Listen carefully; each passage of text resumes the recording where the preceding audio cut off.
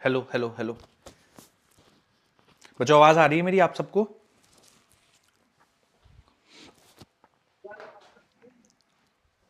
Good morning good sir. Morning sir. Yes sir, आवाज आ रही है।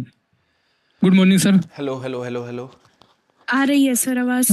नमस्कार सर। इस हफ्ते हो जाएगा रे ऑप्टिक्स? चलिए शुरू करते हैं बच्चों, आइए। ठीक है, सर आवाज आ रही है? बिल्कुल हेलो। बिल्कुल आ रही है, एकदम आ रही है।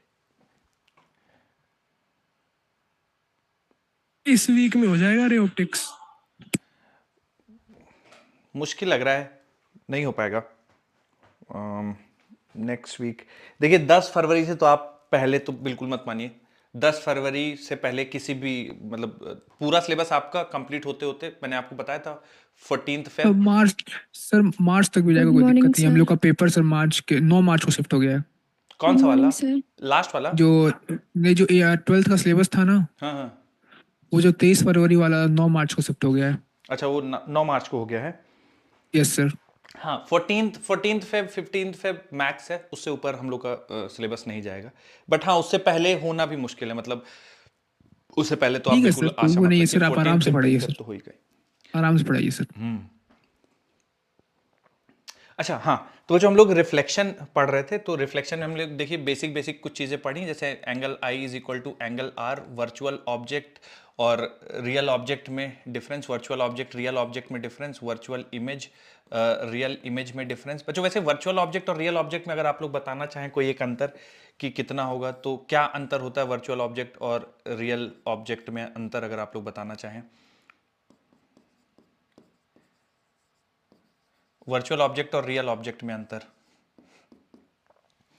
बताइए बच्चों। पढ़े हैं तो अभी हम लोग अभी जस्ट रियल कंप्लीट। ऑब्जेक्ट जो सर होता है जहाँ वो से रेज रियल रियली में इंटरसेक्शन से। कन्वर्ज करती हैं, मतलब जाती हुई निकलती दिखती हैं, हाँ वो हो जहाँ गया से रियल निकलती है उसे ऑब्जेक्ट। रियल ऑब्जेक्ट कहते हैं, और जहाँ और जहाँ पे अपीयर होती हैं तो डाइवर्ज, वो हो गया वर्चुअल ऑब्जेक्ट। ठीक है, जहां पे रेस कन्वर्ज होती हुई लगें वो वर्चुअल, और जहां से एक्चुअल में डाइवर्ज हो रही होंगी वो रियल। रियल। ठीक है। अच्छा बच्चों, अगर एच लेंथ नीचे है, हाइट आई लेवल, और टो से कैपिटल एच लेवल ऊपर है आई का, तो मिरर की कितनी मिनिमम रिक्वायरमेंट ऑफ मिरर कितनी होगी? Sir small H plus capital H upon capital H two. Plus small H divided by 2। ठीक है। अगर बच्चों मान लीजिए कोई मिरर है, और अगर हम इसको थीटा एंगल से रोटेट कर दें, थीटा एंगल से रोटेट कर दें, तो रिफ्लेक्टेड रे कितने एंगल से रोटेट हो जाएगी? अगर two mirror theta sir. 180 minus two theta. 180 minus. 2 theta से रिफ्लेक्टेड रे रोटेट हो यस जाएगी, सर। है ना? उसके बाद अगर हम लोग मान लीजिए दो मिरर रख देते हैं बच्चों कुछ इस तरह से, है ना, और इस पे कोई इंसिडेंट रे गिरती है, इनके बीच का एंगल लेट्स से थीटा है, तो टोटल डेविएशन कितना आ जाएगा इंसिडेंट रे में? 180 minus pi minus two theta. पाई माइनस 2 थीटा। अगर दो मिरर रखे हैं, उनके बीच का एंगल थीटा है, तो इंसिडेंट रे कितने टू एंगल पाई से? Minus two theta. Two pi, two pi minus two theta. Two pi minus 2 theta, इतना एंगल ऑफ डेविएशन हो जाएगा। ठीक है। और उसके बाद बच्चों हम लोगों ने देखा कि अगर मिरर के बीच में एंगल, है ना, कुछ आपके मिरर रख दिए, उनके बीच में कोई ऑब्जेक्ट रख दिया गया है, तो कितने नंबर ऑफ इमेजेस बनेंगे, वो 360/थीटा से देखेंगे, है ना। अगर ये इंटीजर आता है तो, नॉन इंटीजर के लिए भी हम लोग डिस्कशन करेंगे।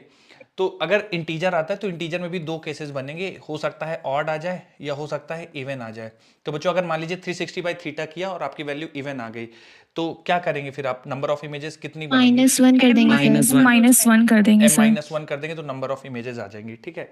और अगर ऑड बनता, मान लीजिए 360/थीटा करके ऑड बनेगा, तो फिर उसमें भी दो केसेस होंगे। तो कौन कौन दो से? कि केसेस होते सिमेट्रिकली हैं। प्लेस्ड है, सर अगर सिमेट्रिकल। -1 करेंगे, अगर अनसिमेट्रिकल है। सिमेट्रिकल नहीं है तो अगर सिमेट्रिकल सिमेट्रिकल है है तो तो कितना बनेगा? अगर सिमेट्रिकल है तो? -1 m-1। m-1। और अगर अनसिमेट्रिकल है तो m हो m के जाएगा बराबर होएगा। 360/थीटा के बराबर ही हो जाएगा। ठीक है।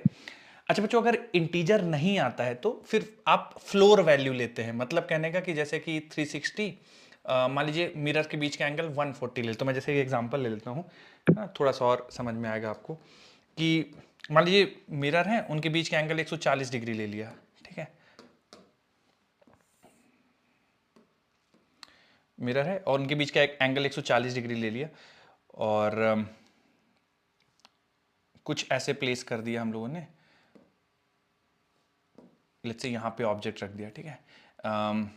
इस वाले मिरर से मान लेते हैं 40 डिग्री पे, और इस वाले मिरर से लेट्स से 100 डिग्री पे रख दिया। ठीक है। ठीक है, ऐसे रख दिया है।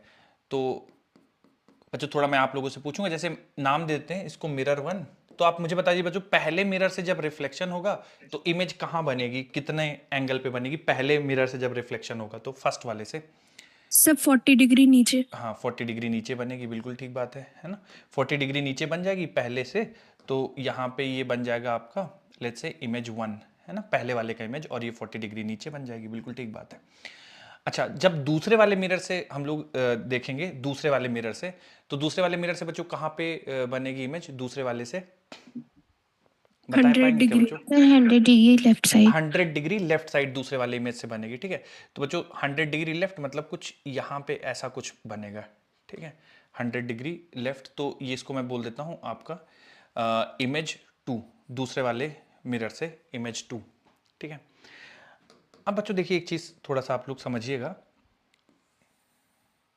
ठीक है, कि देख बच्चों ये 100 डिग्री, ये 40 डिग्री और ये 40 डिग्री, तो ये टोटल हो गया आपका 140 डिग्री, ठीक है।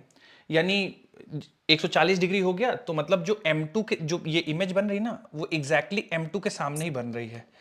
M2 के सामने ही ऑब्जेक्ट रख दिया गया, मतलब ये मिरर है और मान लीजिए मैंने ऑब्जेक्ट को यहीं रख दिया है मिरर के ऊपर, ठीक है। तो इसकी इमेज नहीं बन पाएगी, है ना। इस ऑब्जेक्ट की इमेज अब कैसे बनेगी? सामने होता तो कहीं पे बन जाती है ना, एग्जैक्टली इसके ऊपर है तो इमेज नहीं बनेगी, ठीक है ना। तो ये जो I1 है ये वापस से इस मिरर से रिफ्लेक्ट नहीं होगा, ठीक है। अब बच्चों तो इसका फर्दर रिफ्लेक्शन पॉसिबल नहीं है, ठीक है। तो ये I1 बनेगी, अब ये M1 से तो बन चुकी है ऑलरेडी, पर M2 से इसका रिफ्लेक्शन पॉसिबल नहीं है, तो M2 से नहीं हो पाएगा रिफ्लेक्शन। I2 के बारे में बात करें तो क्या बच्चों इस इमेज का इस वाले मिरर से रिफ्लेक्शन पॉसिबल है क्या? इस वाले मिरर नो से सर, रिफ्लेक्शन नहीं होगा। नहीं पॉसिबल होगा। कारण क्या बताएंगे बच्चों, कैसे पॉसिबल नहीं होगा? सब पॉलिश सरफेस की साइड है ये, हाँ, तो पॉलिश रिफ्लेक्ट नहीं होगा। सरफेस के नीचे है ना, तो आप इसकी इमेज नहीं बनाएंगी, ठीक है। अगर ये पॉलिश सरफेस के ऊपर होती तो फिर इमेज बन जाती। जैसे आप पिछले वाले केस में जब मैंने 90 डिग्री पे देखा है, तो जितने भी ऑब्जेक्ट्स की इमेज बनवाए हैं ना, वो शाइनी मतलब पॉलिश्ड साइड के साइड है, सिल्वर्ड साइड के साइड नहीं है। जैसे ये जो मिरर है ये इसका सिल्वर्ड साइड है, उस साइड पे ये इमेज बन रहा है, तो वापस से इसका रिफ्लेक्शन नहीं होगा, ठीक है। अगर वापस से रिफ्लेक्शन नहीं होगा, इसका मतलब दो इमेज बनेंगी। तो आप अगर 360 और डिवाइडेड बाई 140 करेंगे तो ये आपका बच्चों आ जाएगा, आप 14 इंटू 2 आता है 28, और 14 इंटू 3 आपका आ जाएगा 42, यानी 2 पॉइंट समथिंग कुछ वैल्यू आएगी, 2 पॉइंट समथिंग आएगा, है ना। तो जैसे इसको हम लोग करेंगे तो मान लीजिए 28 8 बचेगा, और कुछ 2.6 है ना, 2.6 के आसपास कुछ वैल्यू आएगी। तो इसमें हम लोग ना फ्लोर वैल्यू ले लेते हैं, मतलब जो जैसे 2.6 है, 2.67 है, तो फ्लोर वैल्यू ले लेंगे, यानी 2 ही लेंगे, ठीक है। तो क्योंकि इसमें नंबर ऑफ इमेजेस आप देख रहे हो 2 बन रही हैं, तो इसमें आप फ्लोर ले लेंगे। ऐसा 2.6 को 3 नहीं करेंगे, आप ये फ्लोर वैल्यू ही ले लेंगे 2, ठीक है। तो अगर इंटीजर नहीं आता है इनकेस, तो जितना पॉइंट जैसे 3.8 है ना, तो आप 3 ले लीजिएगा, नंबर ऑफ इमेजेस फॉर्म्ड 3, ठीक है। तो नोट कर लीजिए बच्चों इसको, अगर इंटीजर नहीं आता है तो फिर फ्लोर वैल्यू ले लेंगे, ठीक है। जितना है, जैसे 2.6 का वैल्यू आ जाएगा 2, नंबर ऑफ इमेजेस 2, 3.8 है तो 3, नोट कर लीजिए।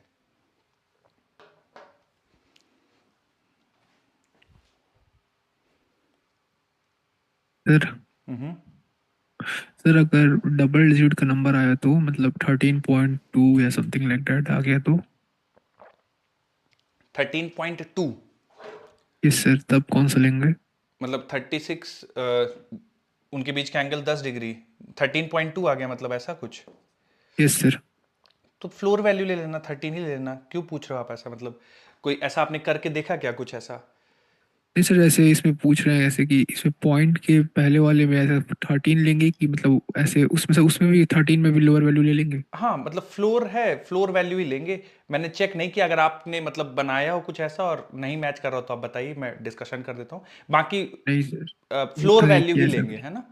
कुछ ठीक आपका है सर, अगर ऐसा कुछ एक्सेप्शन है कि सर इतना है और नहीं मैच कर रहा है, तो मुझे बताइए, मैं डिस्कस कर देता हूँ। ठीक बाकी फ्लोर ठीक है वैल्यू सर। लेंगे, जैसे 2.6 है तो 2, 3.8 है 3, कुछ 5.7 है तो 5, ठीक है। ठीक है सर, ठीक कुछ है। अगर मैच नहीं कर सर रहा हो ये तो मुझे बताइए, मैं डिस्कस कर लूंगा। सर ये 3 नंबर ऑफ इमेजेस हैं, हाँ, 3 नंबर ऑफ इमेजेस तो है। फिर इसमें -1 नहीं करेंगे अगर एसिमेट्रिकल हुआ, सिमेट्रिकली रखा हुआ प्लेस नहीं, ऑब्जेक्ट तो? सिमेट्रिकल और एसिमेट्रिकल का केस अभी नहीं, केवल अगर नॉन इंटीजर है ना तो आप केवल फ्लोर वैल्यू ही लेके चलिए, है ना। फिर उसमें कुछ ठीक है अभी सर। सिमेट्रिकल एसिमेट्रिकल का, हाँ, केवल फ्लोर। अभी ये कितना लिख लीजिए कि अगर इंटीजर नहीं है तो फ्लोर वैल्यू लेंगे। सिमेट्रिकल एसिमेट्रिकल का आप जो कुछ भी आए आप बस ये फ्लोर वैल्यू लेके चले जाइए, सिमेट्रिकली प्लेस्ड हो या एसिमेट्रिकल प्लेस हो, है ना। कुछ अगर कुछ वेरिएशन होगा तो मैं आपको बता दूंगा, है ना। तो अभी सर कुछ भी आप फिलहाल के लिए इतना लिख लीजिए कि अगर इंटीजर नहीं आती है वैल्यू तो आपके लिए ये फ्लोर वैल्यू लेके चलेंगे, ठीक है। 2.6 है उसको 2 मान लीजिएगा, 3.8 है तो 3 मान लीजिएगा, 5.7 है तो 5 मान लीजिएगा। 5.7 अगर मान लीजिए कुछ आप डिवाइड किए तो उसको 5 मान लीजिएगा। सिमेट्रिकल एसिमेट्रिकल का कोई केस ऐसा होगा तो फिर मैं आपको और बता दूंगा। बाकी अगर इंटीजर नहीं है तो आप ऐसा लेके चल दीजिएगा। Okay sir. चलिए आगे बढ़ते हैं। अब बच्चों अगला एक इंपॉर्टेंट चीज आता है फील्ड ऑफ व्यू, है ना। तो फील्ड ऑफ व्यू को समझते हैं क्या होता है और उस पर भी कुछ सवाल करते हैं। देखिए बच्चों, कोई जानते हैं कि आप में से फील्ड ऑफ व्यू क्या होता है? What is field of view? किसी मतलब कोई मिरर है तो उसके कितनी उससे दूरी देख सकते हैं, कितनी चौड़ाई उसके हाँ देखी बिल्कुल, जा सकती है सर। एब्सोल्युटली। देखो बच्चों, ये नाम ही दिखा रहा है ना आपका, फील्ड ऑफ व्यू, है ना। तो फील्ड मतलब एरिया, रीजन, ठीक है। जहां, और रीजन किस चीज का रीजन? व्यू, जहां से आप देख पा रहे हैं उस इमेज को, है ना। सर कैसे निकालते हैं मैं बताता हूं आपको।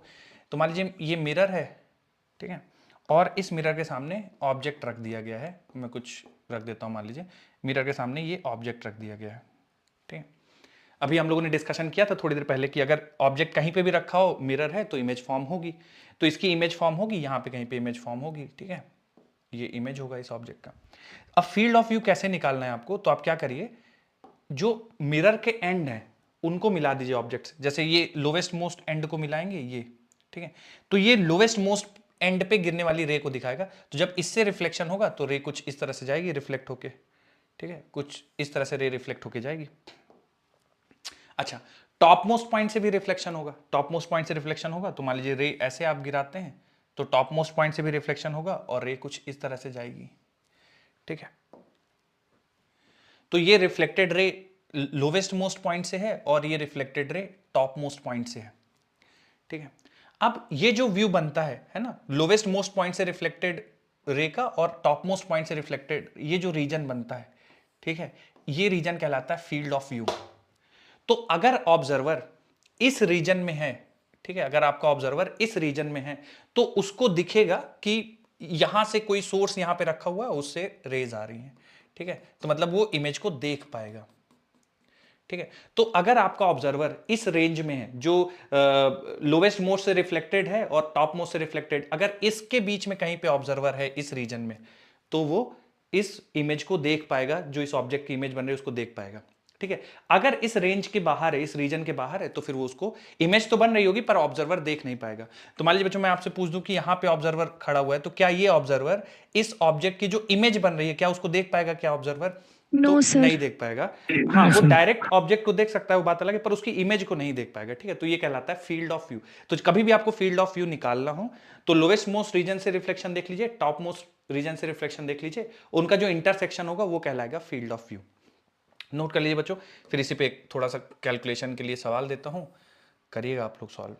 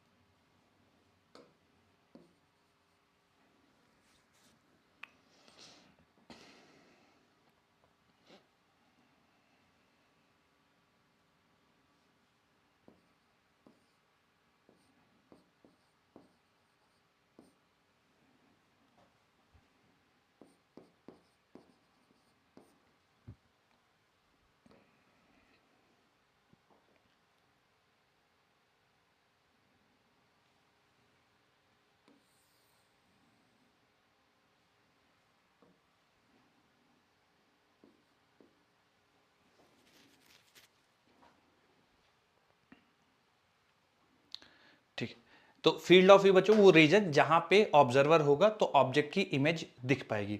बच्चों एक सवाल है, थोड़ा सा आप लोग अटेम्प्ट करिए, फिर मैं इसका सॉल्यूशन बताऊंगा। सवाल ये है कि एक ऑब्जेक्ट रख दिया गया है 10 सेंटीमीटर मिरर के सामने, ऐसा एक ऑब्जेक्ट रख दिया गया है, ठीक है। और एक सेकंड ना, लोकेशन चेंज करते हैं इसके। 10 सेंटीमीटर सामने ऑब्जेक्ट रख दिया गया कुछ इस तरह से, यहां पे ऑब्जेक्ट रखा हुआ है, 10 सेंटीमीटर दूर ऑब्जेक्ट है मिरर से, ठीक है। और इसी ऑब्जेक्ट से 10 सेंटीमीटर दूरी पे एक रोड है ना, एक स्ट्रीट है, रोड है। तो ये जो ऑब्जर्वर है ये चलता हुआ इस रोड में जा रहा है। तो आपको बताना है कि इस रोड की कितनी लेंथ तक, इस रोड की कितनी लेंथ तक ऑब्जेक्ट की इमेज इस ऑब्जर्वर को दिखेगी, ठीक है। ये ऐसा ऑब्जर्वर चलता चला जा रहा है, आपको बताना है कितनी लेंथ तक रोड के ऑब्जेक्ट की इमेज ऑब्जर्वर देख पाएगा, ठीक है। एक बार आप अटेम्प्ट कर लीजिए, 2 मिनट सोच लीजिए, फिर उसके बाद मैं समझाता हूं। किसी का आंसर आ जाए तो बता दीजिएगा।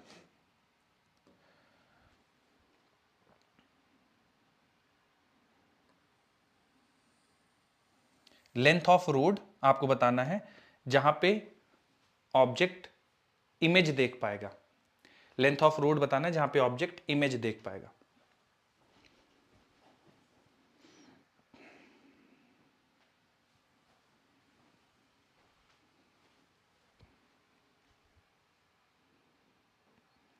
ट्वेंटी तक हो जाएगा। ओके, सर 20 सेंटीमीटर आ रहा है। 20 सेंटीमीटर आ रहा है, okay.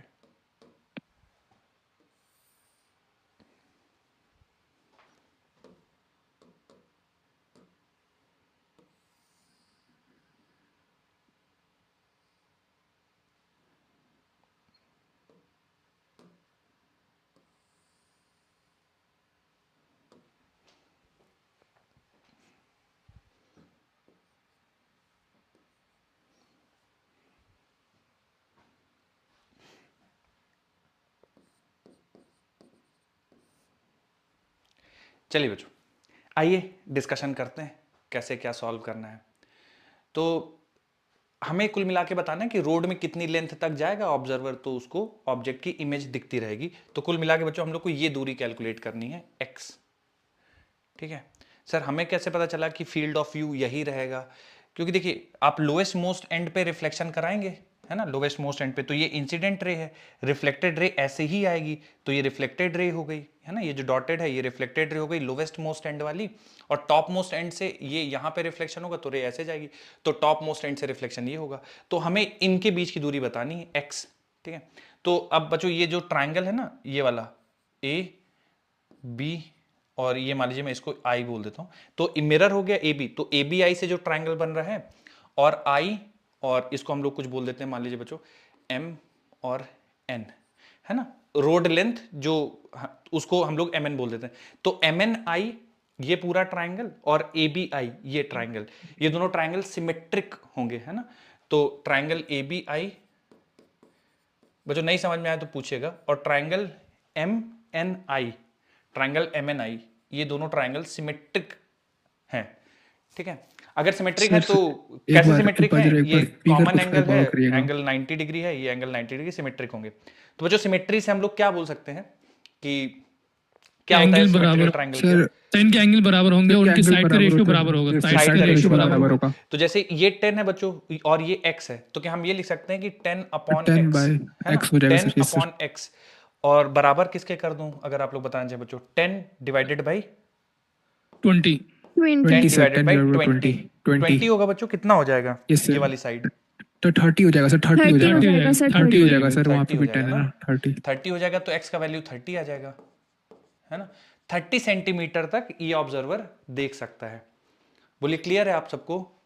Yes sir, yes sir clear है ना। तो फील्ड ऑफ व्यू उसका 30 सेंटीमीटर हो जाएगा। वो जरा इसका इमेज बहुत समझा दीजिए सर, वो थोड़ा वो कैसा थोड़ा कॉम्प्लेक्स क्या है, क्या क्या क्या बोल थोड़ा रहे सा एक बार इमेज जैसे कौन कौन सा कहाँ से क्या इंसिडेंट कौन सा हुआ है? मैं बताता हूँ। देखिए ये ऑब्जेक्ट है, मैंने आपको बताया था फील्ड ऑफ व्यू निकालने के लिए हमें बॉटम मोस्ट ऑफ मिरर से रिफ्लेक्टेड रे चाहिए होगी, तो ये बॉटम मोस्ट से, और एक टॉप मोस्ट से रिफ्लेक्टेड रे चाहिए होगी, और बॉटम मोस्ट वाली रिफ्लेक्टेड रे और टॉप मोस्ट वाली रिफ्लेक्टेड रे जो होगी उनके बीच का जो रीजन होगा वो होगा फील्ड ऑफ व्यू।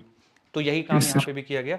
ये ऑब्जेक्ट हो गया, इसके बॉटम मोस्ट पार्ट में जो रे जाके टकराएगी वो ये होगी, और वही रे रिफ्लेक्ट हो जाएगी, क्योंकि एंगल ऑफ इंसिडेंस जीरो है तो सेम यस पाथ सर से आएगी, 0 ठीक है। है। तो ये हो गया बॉटम मोस्ट पार्ट की reflected ray. Top most part में रे ऐसे जाएगी, यहाँ इससे टकराएगी और टकरा के इधर चली जाएगी, ठीक है। तो ये टॉप मोस्ट पॉइंट की रिफ्लेक्टेड रे। अब बॉटम मोस्ट और टॉप मोस्ट ये जो रीजन होगा यही फील्ड व्यू होगा, इनके बीच में इंटरसेक्शन यही फील्ड व्यू होगा। तो फील्ड ऑफ व्यू ये होगा। अब हमें ये निकालना है लेंथ, ठीक है। तो लेंथ निकालने के लिए क्या सोचा गया कि इस मतलब इस अगर रे को एक्सटेंड करें तो ये इमेज बनेगा, ठीक है, यहाँ पे इमेज बनेगी। तो यहाँ से पर्सन जो जैसे ये ऑब्जर्वर जा रहा है तो यहाँ से देखना उसको शुरू होगा पहली बार ऑब्जेक्ट, और देखते देखते यहाँ जब यहाँ तक जब पहुँच जाएगा तब तक दिखेगा, फिर उसके बाद दिखना बंद हो जाएगा। तो ये लेंथ हमको निकालनी है x।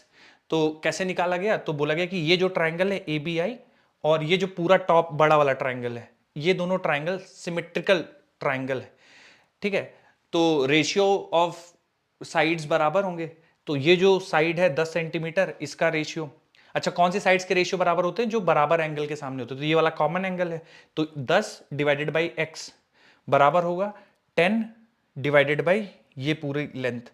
तो 10 डिवाइडेड बाई ये पूरी लेंथ हो जाएगी 30, तो 10/30, तो x का वैल्यू आ जाएगा 30 सेंटीमीटर।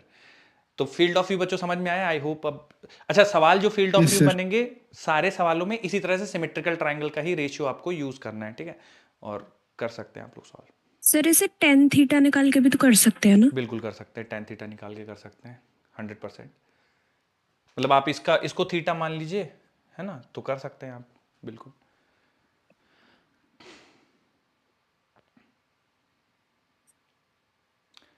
आगे बढ़ते हैं बच्चों, नोट कर लिया ये फील्ड ऑफ व्यू। अभी नहीं किया यस सर। सर कर रहे हैं सर। रहता है सर अभी।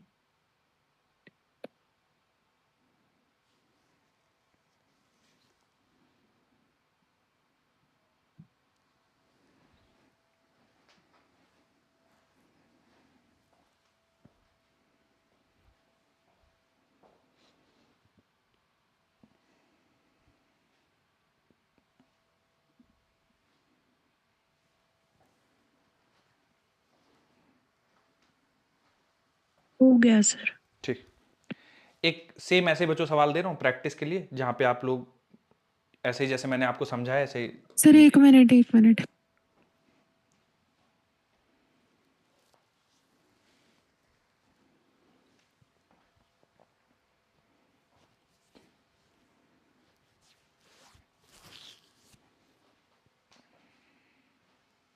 Done sir. ठीक। आइए, तो मान लीजिए जैसे मिरर है, ठीक है, ये मिरर हो गया MN, और इसकी लेंथ कुछ ले लेते हैं हम लोग, लेते से 20 सेंटीमीटर लेंथ है इसकी, और इस मिरर के सामने एक ऑब्जेक्ट रख दिया गया है कुछ इस तरह से, और ऑब्जेक्ट की जो दूरी है मिरर से लेट्स से 10 सेंटीमीटर है, और इस ऑब्जेक्ट से 20 सेंटीमीटर दूरी पे एक पर्सन वॉक करते हुए जा रहा है। आपको बताइए कितनी दूरी तक ये इस ऑब्जेक्ट की इमेज को देख सकता है। तो ये पर्सन ऐसा वॉक करते हुए जा रहा है, आपको बताना है क्या डिस्टेंस तक ये इस ऑब्जेक्ट की इमेज को देख पाएगा।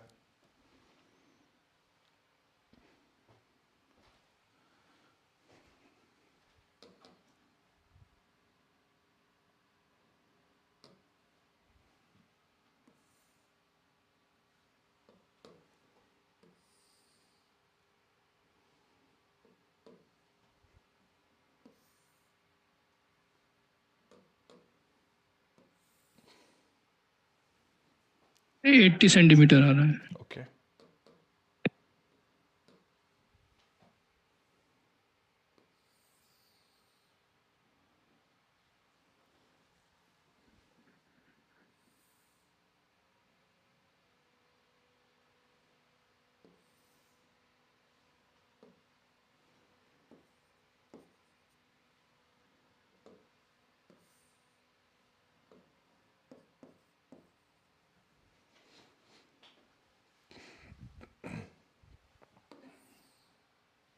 जो आंसर आ जाए तो बता सकते हैं आप लोग।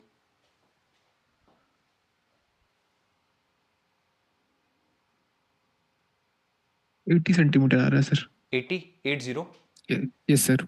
Okay done sir. ठीक है।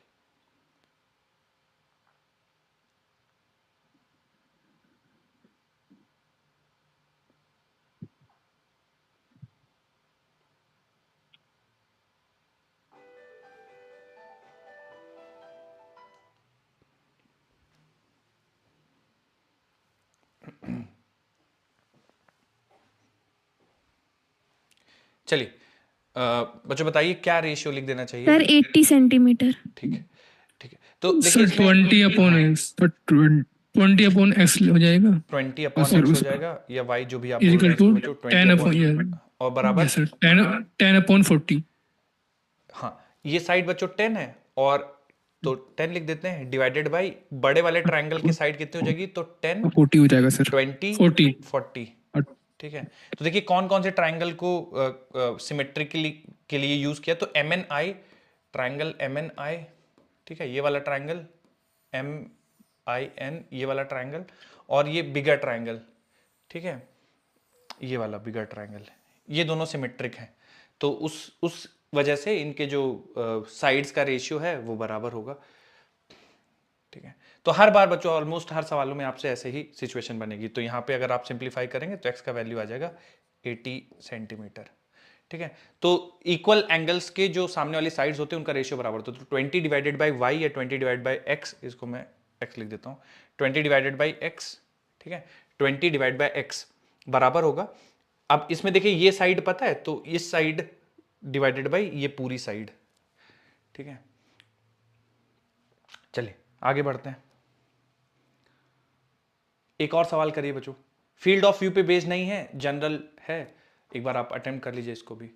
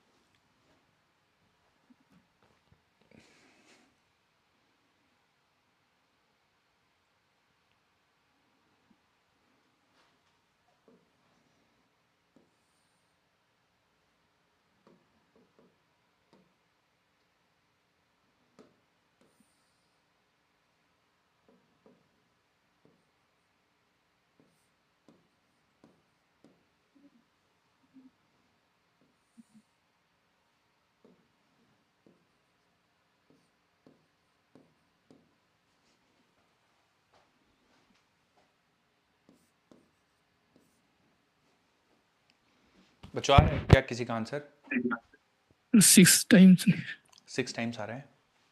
Yes sir.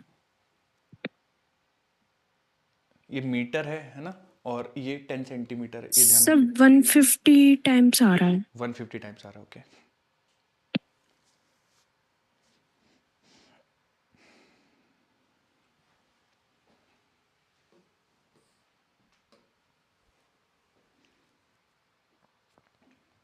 देखो बच्चों इसमें होगा क्या जैसे ऐसे टकराएगी सर 150 आ रहा है 150 आ रहा है ठीक है। ऐसे ही टक्कर करते करते रे बाहर चले जाएगी ठीक है ऐसे टकराते टकराते फाइनली रे बाहर चली जाएगी। तो आप ये निकाल लीजिए कि जैसे पहली बार मान लीजिए इसको मैं फर्स्ट आप मान लीजिए तो फर्स्ट से सेकंड के बीच में x दूरी तय कर लेती है, ठीक है। तो अगर आप इसको पहली टक्कर ना माने, आप ऐसा मान लें कि पहली टक्कर जो सिस्टम के अंदर हो रही है वो पहली टक्कर ये है, तो 0 से पहली टक्कर में x चल जाता है, तो x की वैल्यू निकाल लेते हैं। तो देखिए 10 सेंटीमीटर मिरर्स के बीच की दूरी है और x की वैल्यू निकालना है, तो आप tan 53 डिग्री यूज कर सकते हैं, ठीक है। tan 53 डिग्री, तो tan 53 डिग्री हो जाएगा opposite x upon base 10, x upon 10, तो x का वैल्यू आ जाएगा 10 into tan 53 degree. tan 53 degree 4/3 दे रखा है सवाल में आपको, तो 4/3 यानी 40/3, लेकिन बच्चों ये सेंटीमीटर में आएगा, है ना, क्योंकि 10 आप सेंटीमीटर में यूज कर रहे हैं, तो अगर मीटर में निकालना चाहेंगे तो आपको 100 से डिवाइड करना पड़ेगा, तो 4/30 मीटर आ जाएगा ये, जब आप 100 से डिवाइड कर देंगे, ठीक है। तो x का वैल्यू 4/30 मीटर आ गया। तो जब पहली टक्कर में 4/30, तो कितने मतलब टोटल जो डिस्टेंस ट्रेवल करनी है वेव को वो है 20 मीटर, है ना। लाइट को जो टोटल ट्रेवल करनी है डिस्टेंस वो 20 मीटर लेंथ ट्रेवल करनी है। तो एक टक्कर में 4/3, फिर दूसरा टक्कर 4/3, फिर हर टक्कर में 4/3 चलेगी, तो कितने, तो n मान लेते हैं n टक्कर होंगे, तो हर बार 4/30, तो n into 4/30। Sir 20 divided by x कर देंगे। हाँ बिल्कुल, n मतलब नंबर ऑफ टक्कर मान लेते हैं n हो रहा है, तो हर टक्कर में 4/30 चल रहा है, और कवर कितना करना है बच्चों हम लोग को, 20 मीटर कवर करना है ना, तो 20 हो जाएगा, तो n का वैल्यू आ जाएगा 20 डिवाइड बाय 4 इंटू 30, ठीक है। तो 4 से कैंसिल हो गए 5, ये आ जाएगा 150 टाइम्स टक्कर होगा। अगर आप इसको भी एक काउंट कर लें तो 151, अदरवाइज फिर अगर इसको 0 मानते हैं तो फिर ऐसे करते करते, तो 150 जो टक्कर होगा वो 150th टक्कर यहाँ पे हो रहा होगा, मतलब एकदम एंड पे हो रहा होगा, रे ऐसे टकराएगी 150th टक्कर के बाद और बाहर चली जाएगी।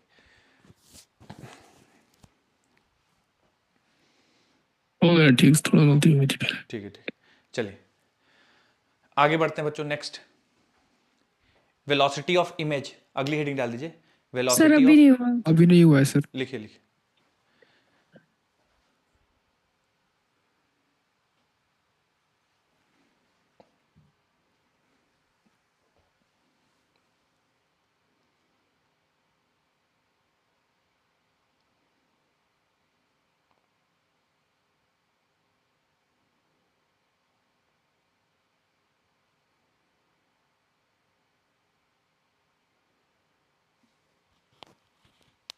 डन सर, हो गया।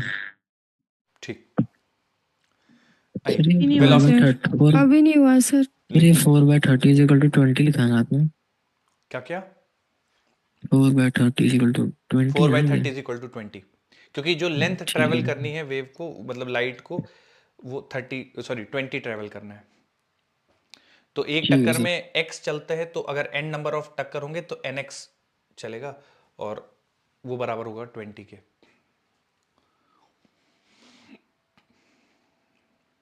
हो गया सर। चलिए आगे बढ़ते हैं। वेलोसिटी ऑफ इमेज, है ना, ये भी थोड़ा सा इंपॉर्टेंट है, आप लोग एक सवाल करते हैं उससे समझेंगे। देखिए बच्चों, जो आप प्लेन मिरर कंसिडर करते हैं, ठीक है, तो प्लेन मिरर से जो इमेज बनती है उसके कुछ कैरेक्टरिस्टिक है। जैसे ऑब्जेक्ट आप यहाँ रखेंगे, एक तो रे मान लीजिए कंसिडर कर लिया आपने, स्ट्रेट गई, ठीक है, एंगल ऑफ इंसिडेंस 0, जो एंगल ऑफ इंसिडेंस होगा वही एंगल ऑफ रिफ्लेक्शन होगा, तो वापस आ जाएगी रे, इसको एक्सटेंड करेंगे। दूसरी रे कंसिडर करते हैं, मान लीजिए कुछ इस तरह से है, इंसिडेंट रे और ये रिफ्लेक्टेड रे, आप इसको एक्सटेंड कर देंगे दूसरे वाले रे को, तो आपको इमेज बन जाएगी। अच्छा, जो इमेज का नेचर है बच्चों, वो देख रहे हैं आपको, हमें दोनों रेस को एक्सटेंड करना पड़ रहा है, तो जो इमेज बनेगी वो कैसी बनेगी, वर्चुअल इमेज होगी, पहली चीज। दूसरी चीज बच्चों, जितनी ऑब्जेक्ट से परपेंडिकुलर दूरी होगी, ऑब्जेक्ट की मिरर से परपेंडिकुलर दूरी होगी, उतनी ही इमेज की परपेंडिकुलर दूरी होगी, किससे, मिरर से, ठीक है। तो ऑब्जेक्ट की परपेंडिकुलर दूरी मिरर से और इमेज की परपेंडिकुलर दूरी मिरर से बराबर होगी। अब हम लोग ये बोल सकते हैं कि x ये हो गया इमेज, तो मैं इसको थोड़ा सा लिख देता हूं, distance of object from mirror it will be equal to distance of image from mirror, ठीक है। तो ये दोनों बराबर होंगी, दूरियां परपेंडिकुलर डिस्टेंस बराबर होंगी। अब मान लीजिए आपने ऑब्जेक्ट को मूव कराना शुरू कर दिया, ठीक है, तो ऑब्जेक्ट को मूव कराएंगे इस डायरेक्शन में, तो इमेज मूव करेगी इस डायरेक्शन में, ठीक है। जैसे जैसे ऑब्जेक्ट क्लोज आता जाएगा, इमेज भी ऑब्जेक्ट के क्लोज आते जाएगी। तो अगर आप दोनों साइड को डिफरेंशिएट कर दें, है ना, दोनों की दूरी को डिफरेंशिएट कर दें, ये हो जाएगा distance of object with respect to mirror, और ये आ जाएगा distance of image with respect to mirror, दोनों को डिफरेंशिएट कर दें, तो ये आ जाएगा velocity of object with respect to mirror, it will be equal to velocity of image with respect to mirror. बस मैग्नीट्यूड दोनों के बराबर होंगे, बस अंतर ये होगा कि अगर ऑब्जेक्ट राइट साइड जा रही है तो इमेज लेफ्ट साइड जा रही है। तो अगर आप वेक्टर फॉर्म लिखेंगे तो velocity of object with respect to mirror it is equal to minus of velocity of image with respect to mirror. तो दोनों के जो डायरेक्शन ऑफ मोशन होंगे वो एक दूसरे के ऑपोजिट होंगे। ठीक है, बस यही बताना था, नोट कर लीजिए। और एक सवाल देता हूं मैं आपको, आंसर बताइएगा। हेडिंग क्या डालनी थी? Velocity of image.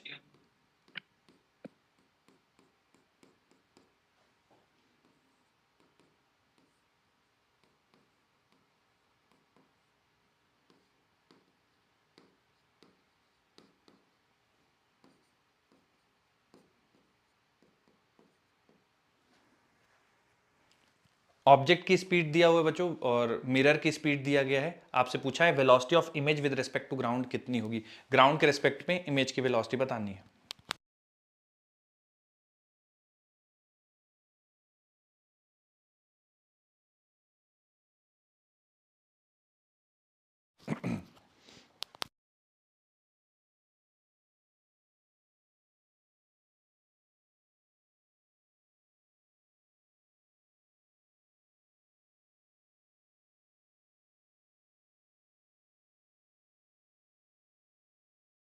Sir -14 metre per second.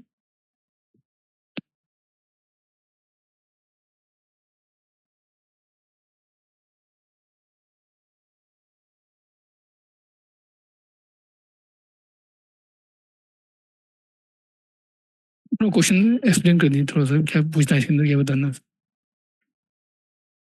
Sir आवाज नहीं आ रही, आप आवाज नहीं आ रही, आप सर आवाज नहीं आ रही, आवाज नहीं आ रही सर। मैं कह रहा आवाज था नहीं आ रही कि सर। ऑब्जेक्ट मूव कर रहा है towards right 10 metre per second, mirror जा रहा है towards object with 4 metre per second. आपको बताना है velocity of image with respect to ground कितनी होगी। वेलोसिटी ऑफ इमेज ग्राउंड के रिस्पेक्ट में, velocity of image with respect to ground.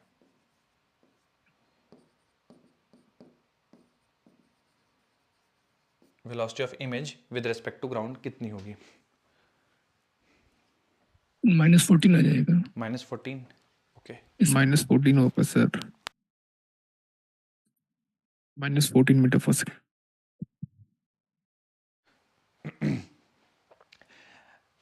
देखिए सही आप लोग निकाल रहे हैं, थोड़ा सा बस गड़बड़ हो रहा है कहीं शायद। देखिए बच्चों सबसे पहले ना, 18 हाँ बोलिए बोलिए। सर -18। -18, ओके ठीक है।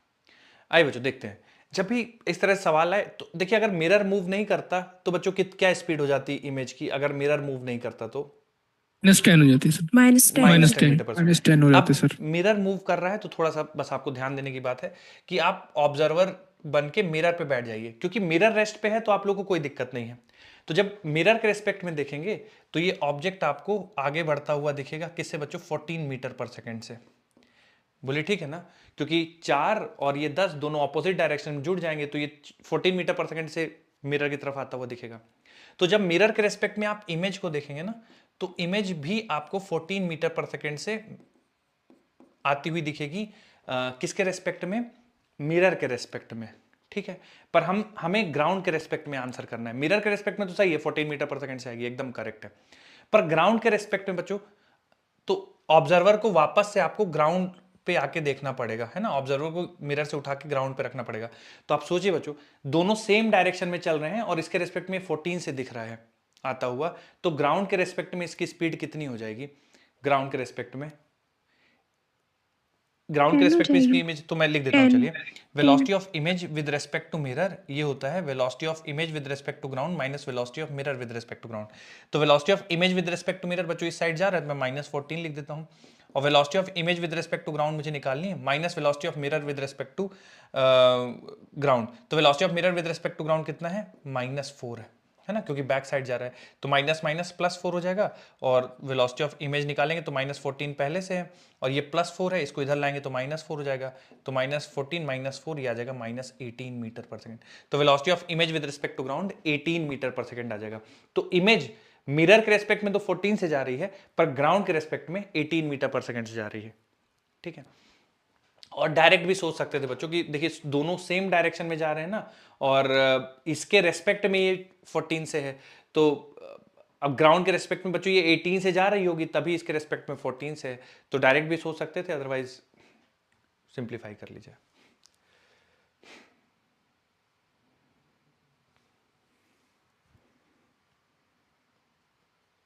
डायरेक्ट अगर मिरर रेस्ट पे है तो कोई कंफ्यूजन ही नहीं है, 10 है तो 10, बस ये है कि मिरर को मूव करा के आप लोग को थोड़ा सा परेशान कर सकते हैं, तो आप कर लीजिए ऐसे।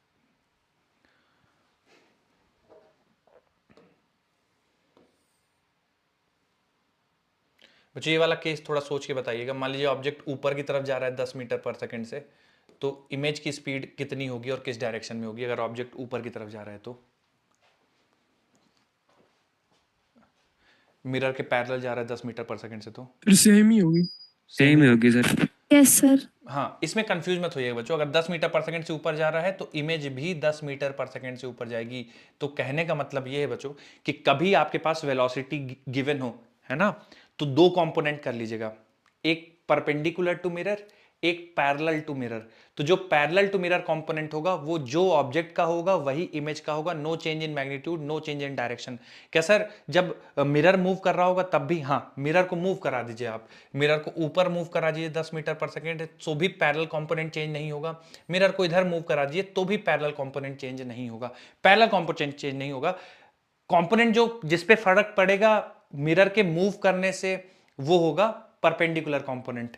ठीक है, तो अगर आप मिरर को मूव करा दें, मिरर को मूव ना कराएं, पैरेलल कंपोनेंट पे कोई फर्क नहीं पड़ेगा। परपेंडिकुलर कंपोनेंट हाँ बदल जाएगा। परपेंडिकुलर कंपोनेंट के लिए आपको सॉल्व करना पड़ेगा पूरा बेसिक से।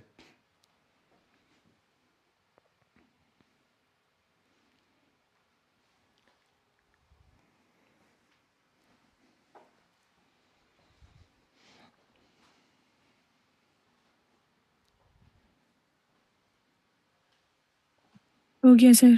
ठीक,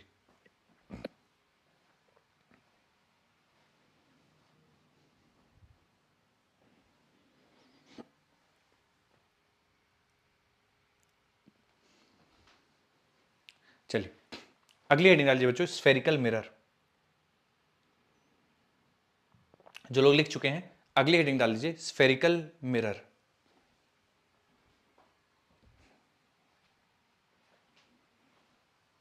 पैरेलल कंपोनेंट सेम रहेगा, आप मिरर को मूव कराएं, मिरर को ना मूव कराएं, पैरेलल कंपोनेंट पे कोई फर्क नहीं पड़ेगा, परपेंडिकुलर कंपोनेंट चेंज हो जाएगा। Spherical mirror,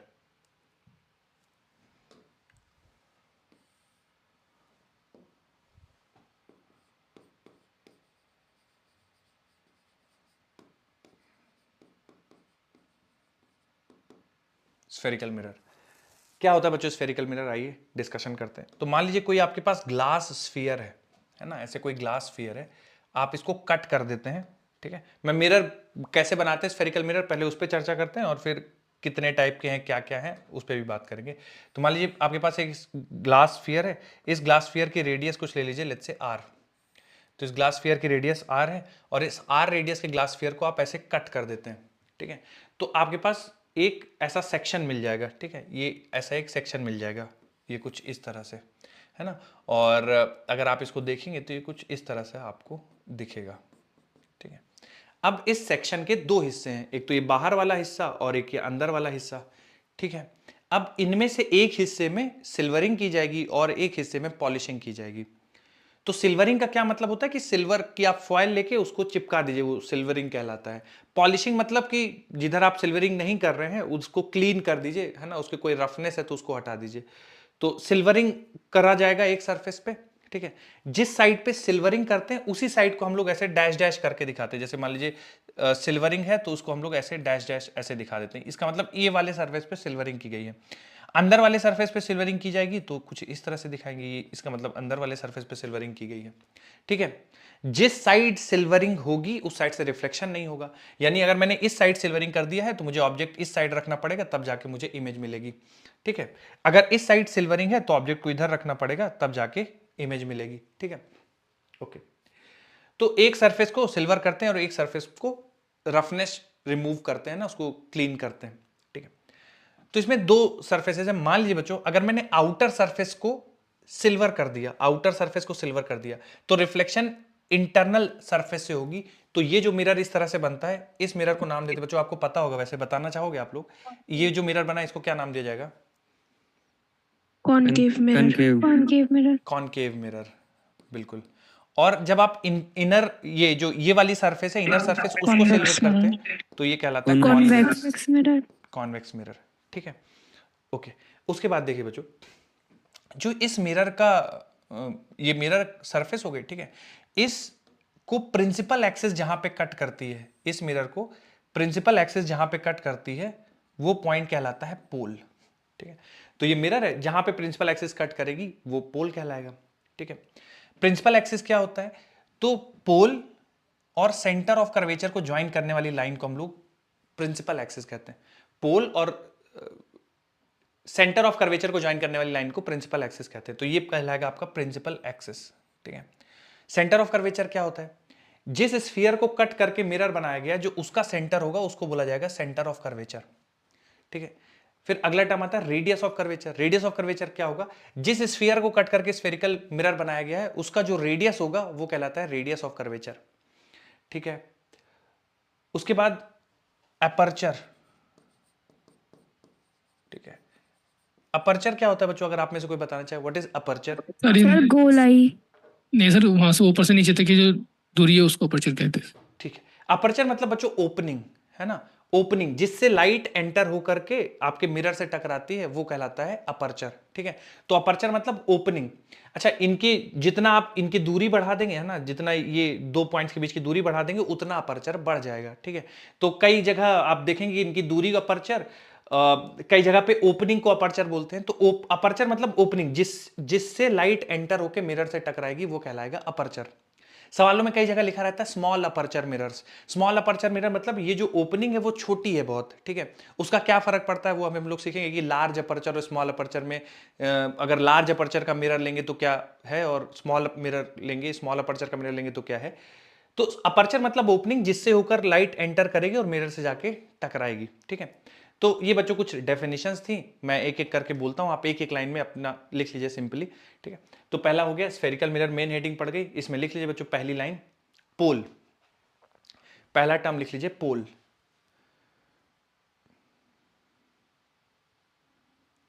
point at which,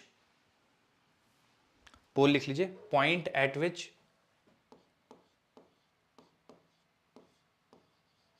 principal axis meets mirror, principal axis meets mirror, point at which principal axis meets mirror.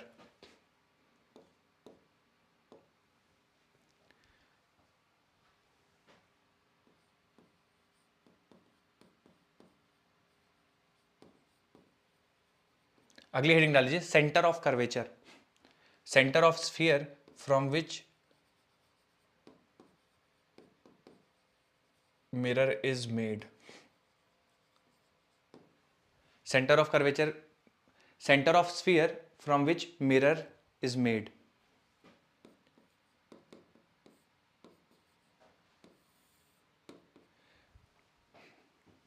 अगली हेडिंग डाल दीजिएगा radius of curvature, radius of curvature,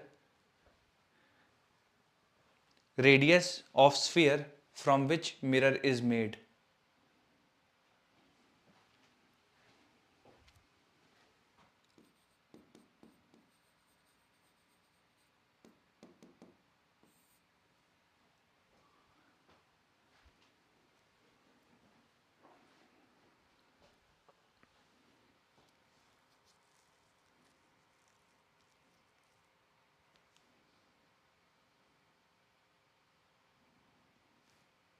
aperture opening, opening through which light enters, opening through which light enters, opening through which light enters।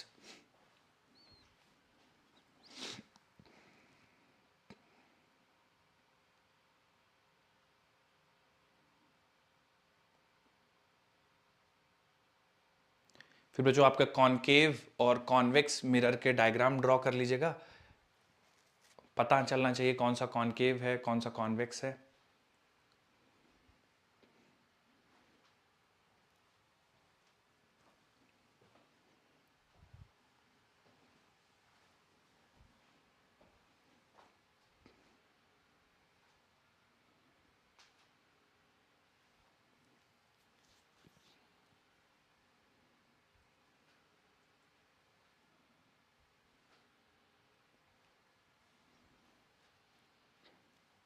बच्चों अगर हो गया हो तो बताइएगा, फिर नेक्स्ट करेंगे। लिख लिया है क्या हो गया सबने? सर।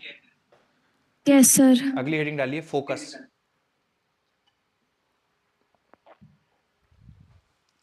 अगली हेडिंग डाल दीजिए बच्चों फोकस, और बताइए मुझे फोकस क्या होता है। और पॉइंट जहाँ लाइट जो है रिफ्लेक्ट होने के बाद या रिफ्लेक्ट होने के बाद आकर मिलती है उसे जो है ओके प्रिंसिपल फोकस कहा जाता है। ओके। हर सर लाइट जो रे जहाँ फोकस पे पैरेलल रेज आके मिलती है ना वो फोकस होता है। हाँ, जहाँ पे तो पैरेलल रेज प्रिंसिपल आकर मिलती सर है। प्रिंसिपल इस पर जो पॉइंट होता है वो प्रिंसिपल जहाँ पे सर सारे डाइवर्जेंट जो लाइट होते हैं ना उस पर आके मिलते हैं सर उसको बोलते हैं। ओके सर जब पैरेलल इंसिडेंट रे मिरर पर पड़ती हैं और वो प्रिंसिपल एक्सिस पर एक पॉइंट में मिलती हैं वो ओके फोकस कहते हैं। यस बहुत सर। बढ़िया। देखिए बच्चों मैं थोड़ा समझाता हूँ आपको। ऑलमोस्ट सबने सही बताया। देखिए कोई भी मिरर ले लीजिए, है ना, आप भले ही कॉनकेव ले लीजिए कॉन्वेक्स ले लीजिए, ठीक है। तो कॉनकेव का पहले हम लोग डिस्कशन कर लेते हैं। तो इसमें जो रेस पैरेलल हो प्रिंसिपल एक्सिस के, ठीक है, जो प्रिंसिपल एक्सिस के पैरेलल रेस जाती हैं, रिफ्लेक्शन के बाद वो जिस पॉइंट पे मिलती हैं, ठीक है, उस पॉइंट को बोला जाता है फोकस। तो जैसे मान लीजिए ये रेज हैं और ये रेज हैं, रिफ्लेक्शन, अच्छा हाँ, कंडीशन क्या है, must be parallel to principal axis, और ये जिस पॉइंट पे जाके कन्वर्ज होंगी वो पॉइंट आपका कहलाता है फोकस, ठीक है। ये फोकस होता है, ठीक है, ऐसा। अब बच्चों देखिए क्या होता है ना, जैसे आप बड़े अपर्चर का मिरर लेंगे तो ऊपर वाली रेज हो सकता है कन्वर्ज ना करें, यहाँ पे नीचे वाली रेज हो सकता है कन्वर्ज ना करें, ठीक है। तो हम लोग स्मॉल अपर्चर का मिरर लेते हैं और पैरा एक्सियल रेज गिराते हैं मिरर पे, ठीक है। स्मॉल अपर्चर का मिरर लेंगे और पैरा एक्सियल रेज गिराएंगे। तो मैंने एक टर्म यहाँ पे यूज किया, पैरा एक्सियल रेज। बच्चों अगर आप में से कोई जानते हो पैरा एक्सियल रेज और बताना चाहें तो बता सकते हैं कि क्या होती हैं paraxial rays. Actually paraxial rays करने के लिए ही मिरर को स्मॉल अपर्चर का रखा जाता है।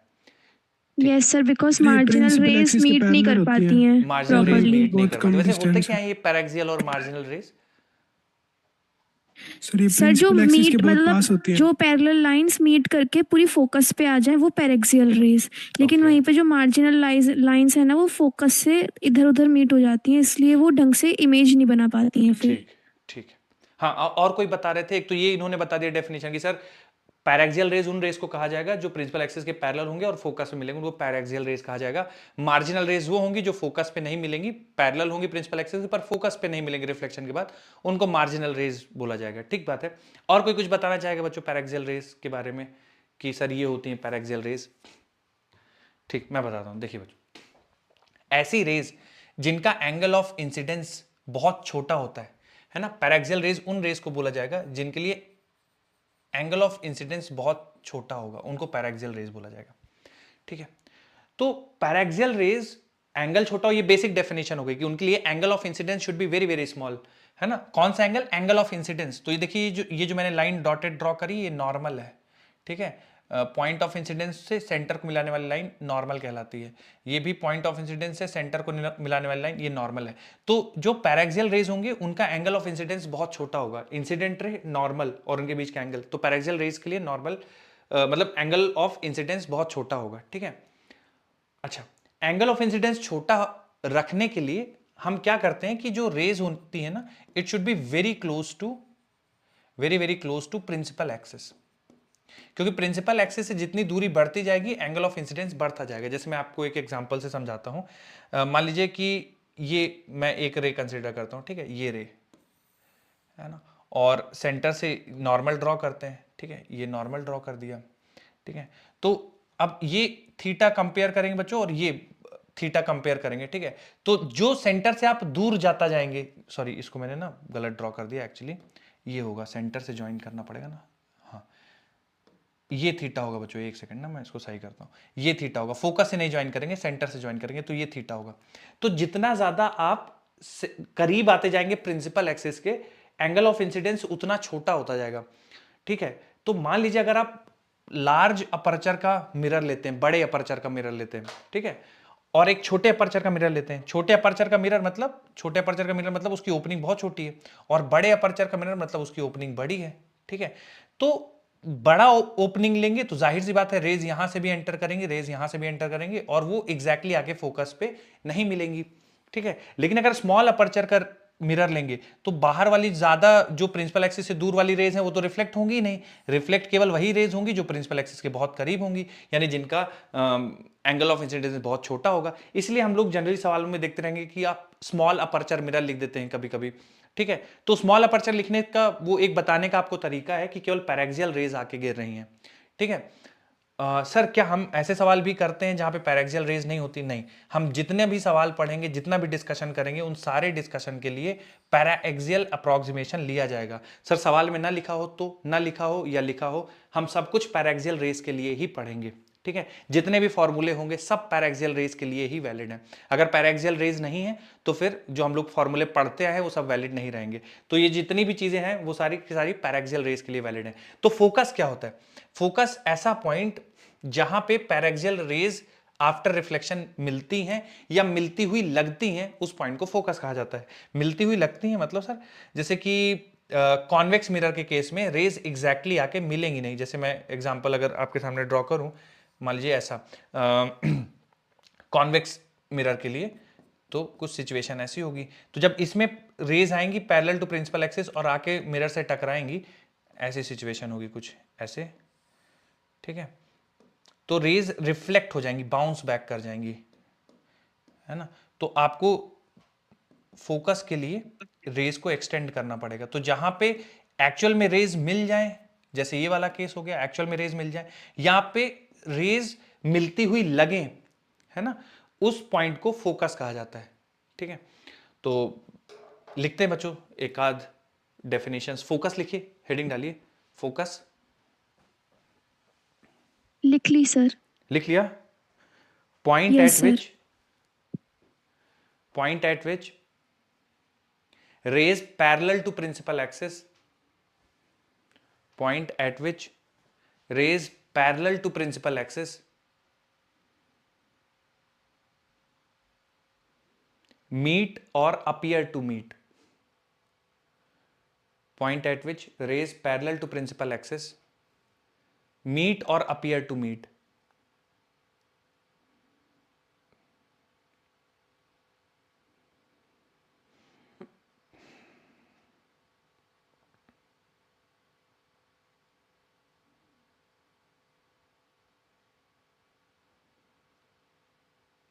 ठीक है, उसके बाद बच्चों अगली हेडिंग डाल दीजिएगा पैराक्सियल रेज।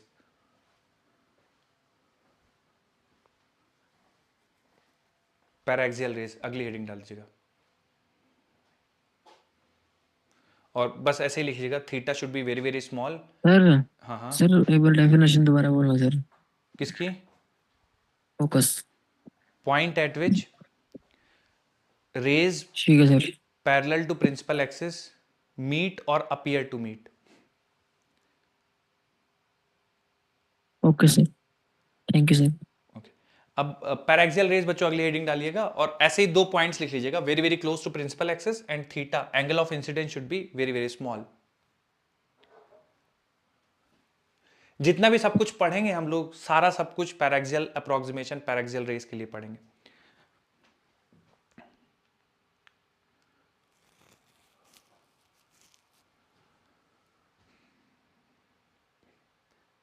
बच्चों लिख लिया हो तो अगली हेडिंग डालिएगा फोकल प्लेन।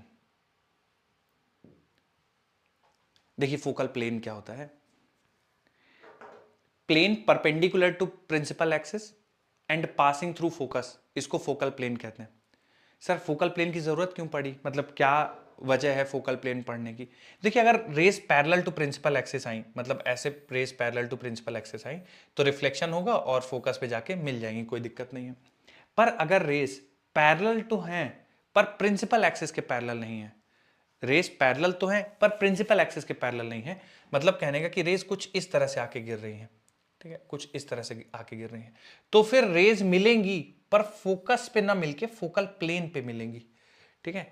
आप इधर से एंटर करा दीजिए रेज, है ना, रेज कुछ इस तरह से एंटर करेंगे जो फोकस मतलब पैरेलल तो है पर प्रिंसिपल एक्सिस के पैरेलल नहीं है, तो वो रिफ्लेक्शन के बाद मिलेंगी पर फोकल प्लेन में मिलेंगी, फोकस पे नहीं मिलेंगी, ठीक है। और जो फोकल प्लेन होगा, जैसे ये रेज मिल रही हैं तो ये फोकस के ऊपर ही होंगी वर्टिकली, ठीक है। तो जैसे ये है तो ये वर्टिकली फोकस के नीचे है, ठीक है। तो सर प्लेन क्यों मिला, एक लाइन मिलनी चाहिए ना। तो देखिए मिरर मान लीजिए ऐसा है, ठीक है, तो रेज ऊपर से भी आ सकती हैं, रेज नीचे से भी आ सकती है। जैसे मैंने इसमें दिखाया रेज ऊपर से आ रही है तो ऊपर से भी आ सकती हैं, इसमें मैंने दिखाया रेज नीचे से है, रेज नीचे से भी मिल सकती हैं। बट हो सकता है ना बच्चों रेज ऐसे भी आके मिले या इधर से आके मिले, तो आपको एक फोकस के पास प्लेन मिल जाएगा, ठीक है। और पैरेलल टू प्रिंसिपल एक्सिस जाके टकराएंगी तो एक पॉइंट फोकस पे ही मिलेंगी। तो ये जो प्लेन है ये कहलाता है फोकल प्लेन, ठीक है। तो plane passing through focus and perpendicular to principal axis, ये कहलाता है फोकल प्लेन। तो आप लोग डायग्राम ड्रॉ कर लीजिए और नोट कर लीजिए।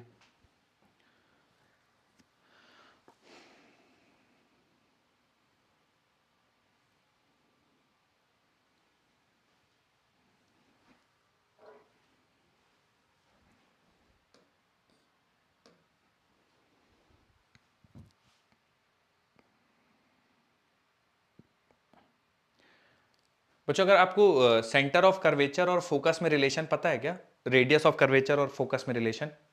सर रेडियस ऑफ कर्वेचर का हाफ होता है फोकस। हाँ yes sir, radius of curvature का आधा होता है फोकस, बिल्कुल आधा होता है सर।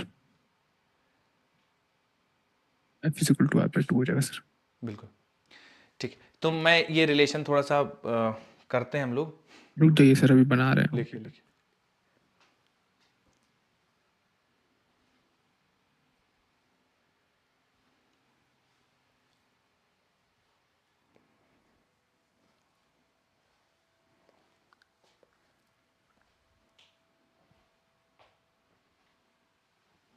सर इसमें पॉलिश गलत साइड हो रही है ना? हाँ जी सर। अरे मैंने कुछ गड़बड़ सर- कर दिया क्या? एक सेकंड। अरे इसमें ना बच्चों रेज इस साइड से होनी चाहिए ना, मैंने गलत ड्रॉ कर दिया था, सिल्वरिंग Yes, साइड से sir. दिखा दिया था, ऐसे रेज कुछ है ना। और इसमें हम लोग नीचे से दिखा रहे हैं, इसमें ऊपर से दिखाते हैं।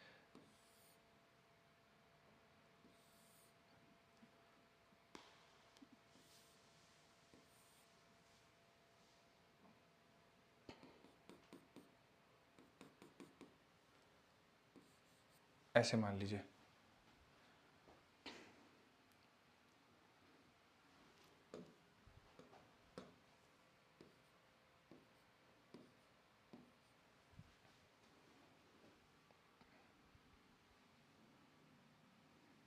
और रिफ्लेक्टेड रेज को एक्सटेंड करेंगे तो फोकस पे मिलेंगी।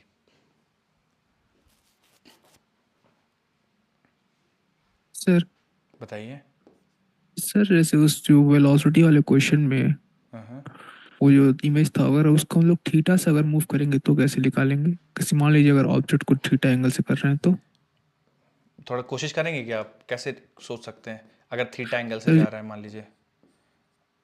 सो उसी में तो सर यही फंस रहा है कि सर ऐसा किस एंगल से लेंगे, ये नहीं समझ में। ऐसे उसमें दोनों में देखिए, से साइन थीटा कर देंगे हाँ सर। बच्चों इन्होंने एक सवाल पूछा कि सर आपने वेलोसिटी में ये तो बता दिया कि इधर जाएगा तो वेलोसिटी ऑफ इमेज इधर हो जाएगी, और इधर जाएगा या ऊपर जाएगा तो फिर आपको चेंज नहीं करिएगा, पर अगर एंगल में Change नहीं जाएगा करना तब क्या करेंगे सर? बच्चों कोई बताना चाहेगा आप में से?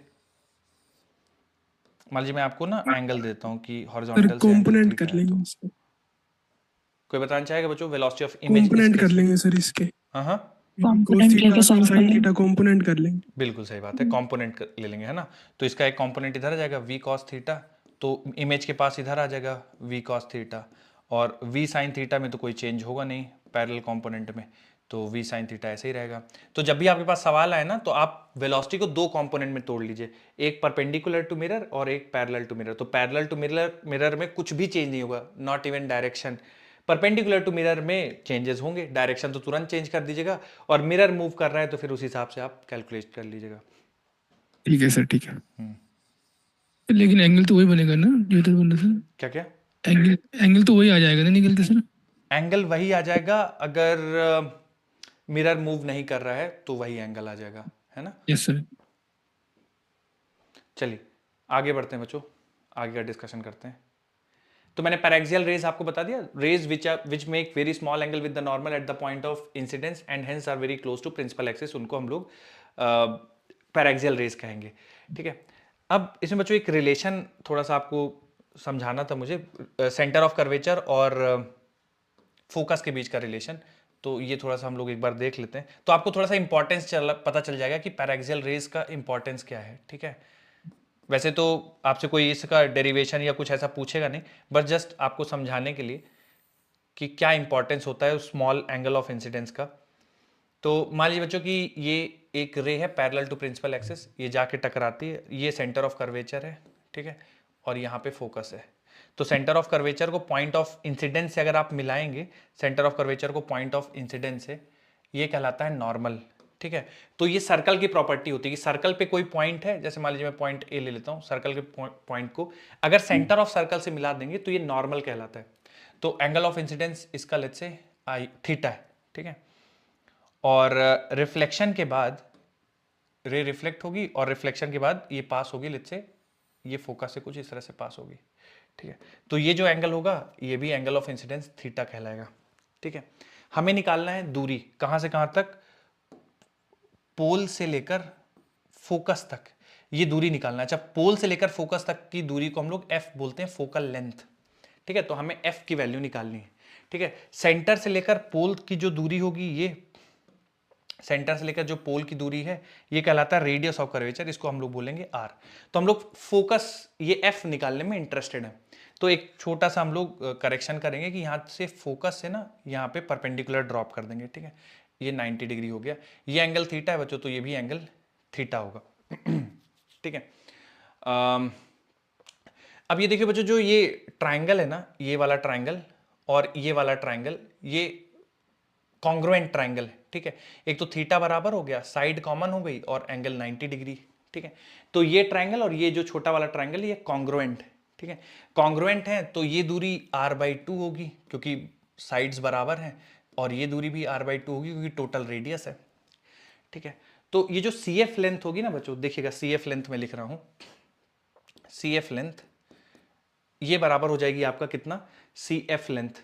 ठीक है, मैं इसमें कॉस थीटा लगाता हूं, थोड़ा देखिएगा आप लोग, है ना। कॉस थीटा बराबर बेस अपॉन हाइपोटेनस, तो ये आपका हाइपोटेनस है। ठीक है, CF हाइपोटेनस है, तो CF को नीचे लिख देता हूं, और बेस हो जाएगा r/2, तो ये r/2, तो CF की वैल्यू हो जाएगी r/2 cos theta, r/2 cos theta. पर ये फोकल लेंथ नहीं है, फोकल लेंथ तो f है ना, तो f की वैल्यू जो आएगी फोकल लेंथ ये बराबर हो जाएगी, पूरा रेडियस है और उसमें से CF माइनस कर देंगे, तो रेडियस में से CF को माइनस कर देंगे, तो रेडियस माइनस CF है आपका r/2 कॉस थीटा। ठीक है, तो ये फॉर्मूला बनेगा फोकल लेंथ का। पर आप लोगों ने f बराबर r/2 सुना है, कारण उसका ये है कि थीटा बहुत स्मॉल होता है, थीटा इज वेरी स्मॉल। ठीक है, तो जो f बराबर r/2 हम लोग पढ़ते हैं वो भी हमेशा वैलिड नहीं है, वो पैरेक्सियल रेस के लिए वैलिड है कि अगर एंगल ऑफ इंसिडेंस बहुत छोटा होगा, एंगल ऑफ इंसिडेंस बहुत छोटा होगा तो cos थीटा की वैल्यू 1 हो जाएगी, तो r माइनस r/2, तो फोकल लेंथ बन जाएगा आपका r/2। ठीक है, इसके बाद भी बच्चों जो भी फॉर्मूले हम लोग पढ़ेंगे, मतलब अभी मैं मिरर फॉर्मूला आपको बताऊंगा, तो मिरर फॉर्मूला भी वैलिड है केवल और केवल पैरेक्सियल अप्रोक्सीमेशन के लिए। ठीक है, तो आपको ये डेरिवेशन कराने का केवल इतना इंपॉर्टेंस था कि मैं आप ये समझा पाए कि भाई थीटा जो पैरेक्सियल रेज है उसी के लिए वैलिड है f बराबर r/2, और जितने भी रिजल्ट्स अभी हम लोग करने वाले हैं सब कुछ पैरेक्सियल अप्रोक्सीमेशन के लिए ही वैलिड है। तो ये रिलेशन है, आपको मेन चीज आपको ये याद रखनी है, बहुत बार पूछा जाएगा आपसे सवाल में, फोकल लेंथ और रेडियस ऑफ कर्वेचर। तो कभी सवाल में आपको फोकल लेंथ डायरेक्ट दे देगा, कभी बार रेडियस ऑफ कर्वेचर देगा, तो रेडियस ऑफ कर्वेचर को 2 से डिवाइड करके फोकल लेंथ निकाल लीजिएगा। नोट कर लीजिए बच्चों, फिर आगे बढ़ते हैं।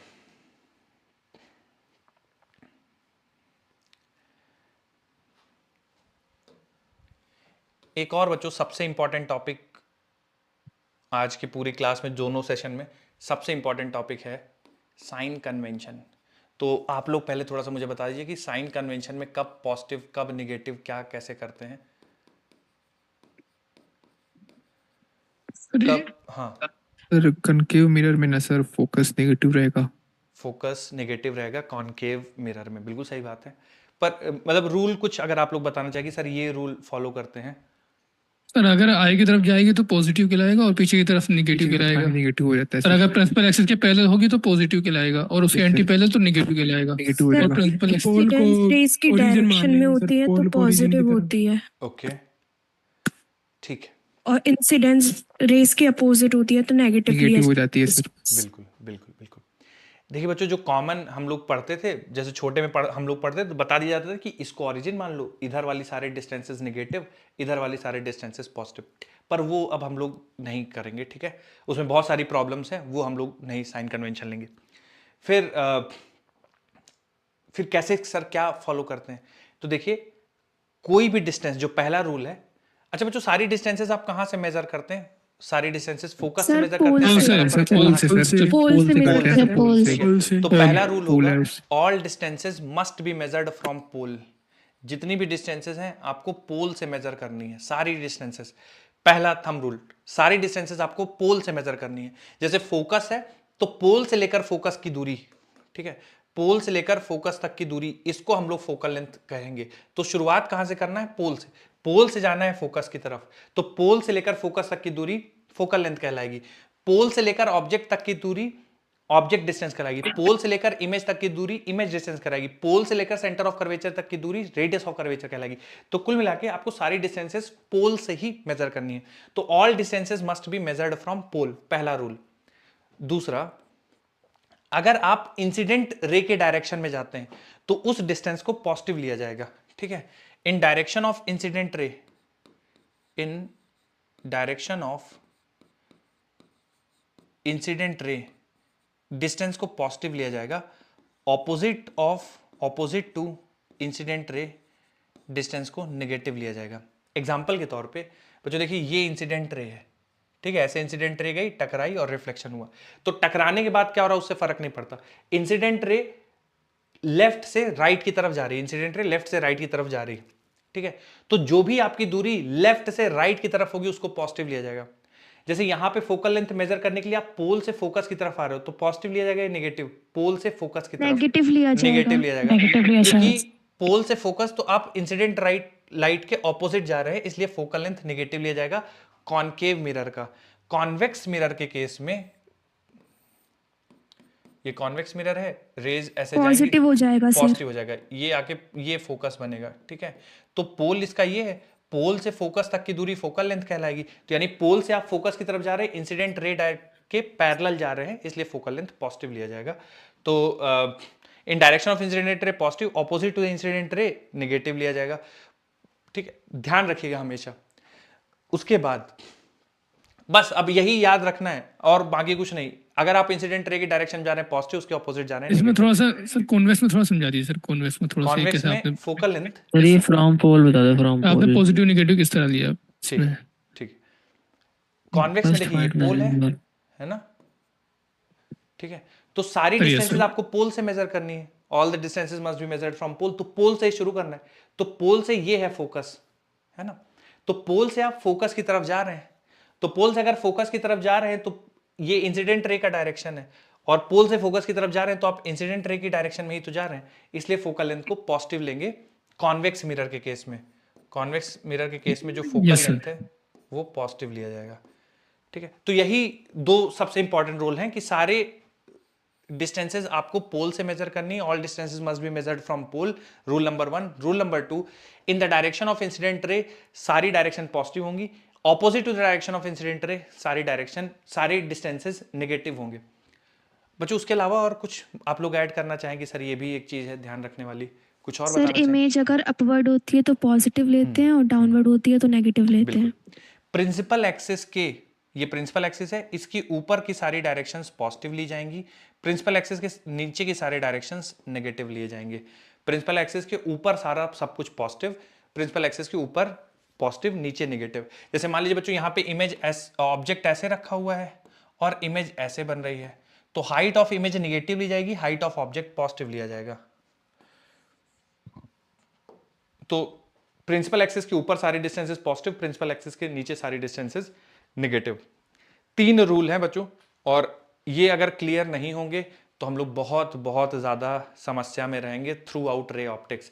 अभी तक जितना पढ़ाया है उसमें अगर आपको सीधे सीधे रिजल्ट भी याद है ना तो भी कोई दिक्कत नहीं है, आपके सारे सवाल हो जाएंगे, कोई प्रॉब्लम नहीं आएगी। लेकिन अब इसके बाद ये सबसे की चीज़ है, तो ये आपको परेशान, अगर इसमें तकलीफ होगी तो आप परेशान रहेंगे पूरे मिरर में, लेंस में, प्रिज्म में, सब जगह, है ना। स्फेरिकल सरफेस से रिफ्रैक्शन हर जगह परेशान होगी, तो इसको ध्यान रखिएगा। डिस्टेंसेस सारी पोल से मेजर की जाएंगी, ध्यान रखिएगा। मिरर में भी पोल होगा, लेंस में ऑप्टिकल सेंटर बोल देंगे, स्फेरिकल सरफेस में भी पोल बोलेंगे, ठीक है। तो सारी डिस्टेंसेस पोल से मेजर की जाएंगी। अगर आप डायरेक्शन ऑफ इंसिडेंट रे को पकड़ना है, रिफ्लेक्शन या रिफ्रैक्शन के बाद क्या हो रहा है उससे कोई फर्क नहीं। डायरेक्शन ऑफ इंसिडेंट रे, जो भी आप डिस्टेंस डायरेक्शन ऑफ इंसिडेंट रे में मेजर करेंगे positive, opposite to the direction of incident ray negative. Principal axis के ऊपर जितनी डिस्टेंसेस हैं पॉजिटिव, प्रिंसिपल एक्सिस के नीचे जितनी डिस्टेंसेस हैं नेगेटिव। नोट कर लिए क्या बच्चों? Yes sir. ठीक, आइए कर रहे हैं सर, रुक जाइए। लिखिए।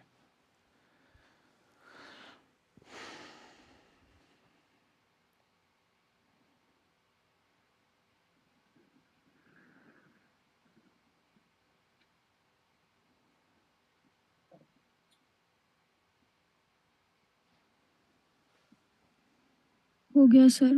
ओके,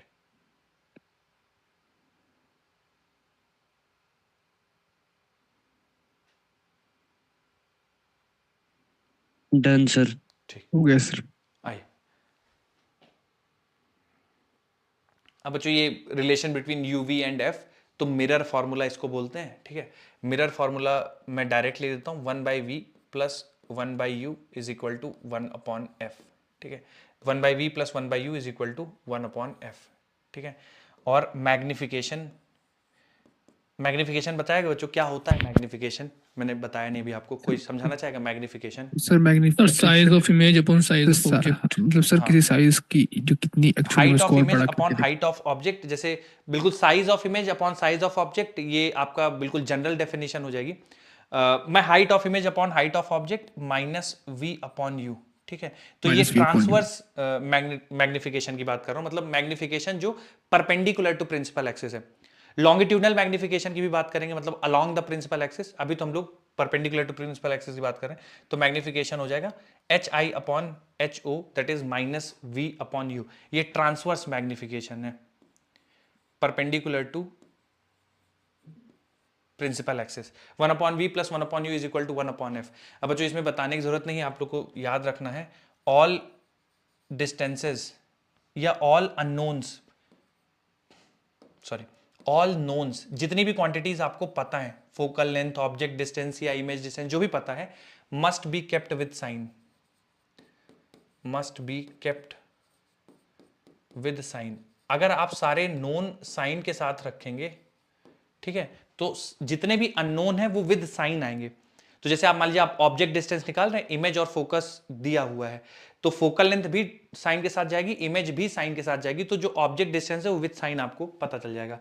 तो ट्रांसवर्स मैग्निफिकेशन माइनस v/u और 1/v plus 1/u is equal to 1/f। बच्चों जब हम लोग लेंस फॉर्मूला पढ़ेंगे ना, तो आप लोग को याद है बच्चों, जैसे mirror formula 1/v plus 1/u is equal to 1/f है, तो लेंस फॉर्मूला इसी हिसाब से कैसे आता है? 1/v minus 1/u 1/v minus 1/f। 1/u। हाँ, 1/v minus 1/u is equal to 1/f। अच्छा, दोनों बहुत सिमिलर हैं, तो हम लोग कभी कभार शायद आप लोग कंफ्यूज हो जाते होंगे कि यार कब मिरर में प्लस आता है या लेंस में प्लस आता है। तो देखिए इसका थोड़ा सा मैं बता देता हूं। मिरर, ठीक है, मिरर मैग्निफिकेशन माइनस, तो मिरर मैग्निफिकेशन माइनस आएगा, ठीक है। तो लेंस के मैग्निफिकेशन में प्लस आएगा, मिरर मैग्निफिकेशन माइनस। तो अगर मिरर के मैग्निफिकेशन में माइनस आएगा तो मिरर के मेन फॉर्मूले में प्लस आएगा। लेंस के मैग्निफिकेशन में प्लस आता है तो लेंस के मेन फॉर्मूला में माइनस आता है, ठीक है। तो ये एक मेरी तरफ से है, आपको अगर कंफ्यूज रहते हैं याद करने में तो मिरर मैग्निफिकेशन माइनस याद रखिएगा। और अगर आपको पहले से कोई आपने ट्रिक बना रखी है और आप नहीं भूलते हैं तो सर ऐसे ही याद किया था।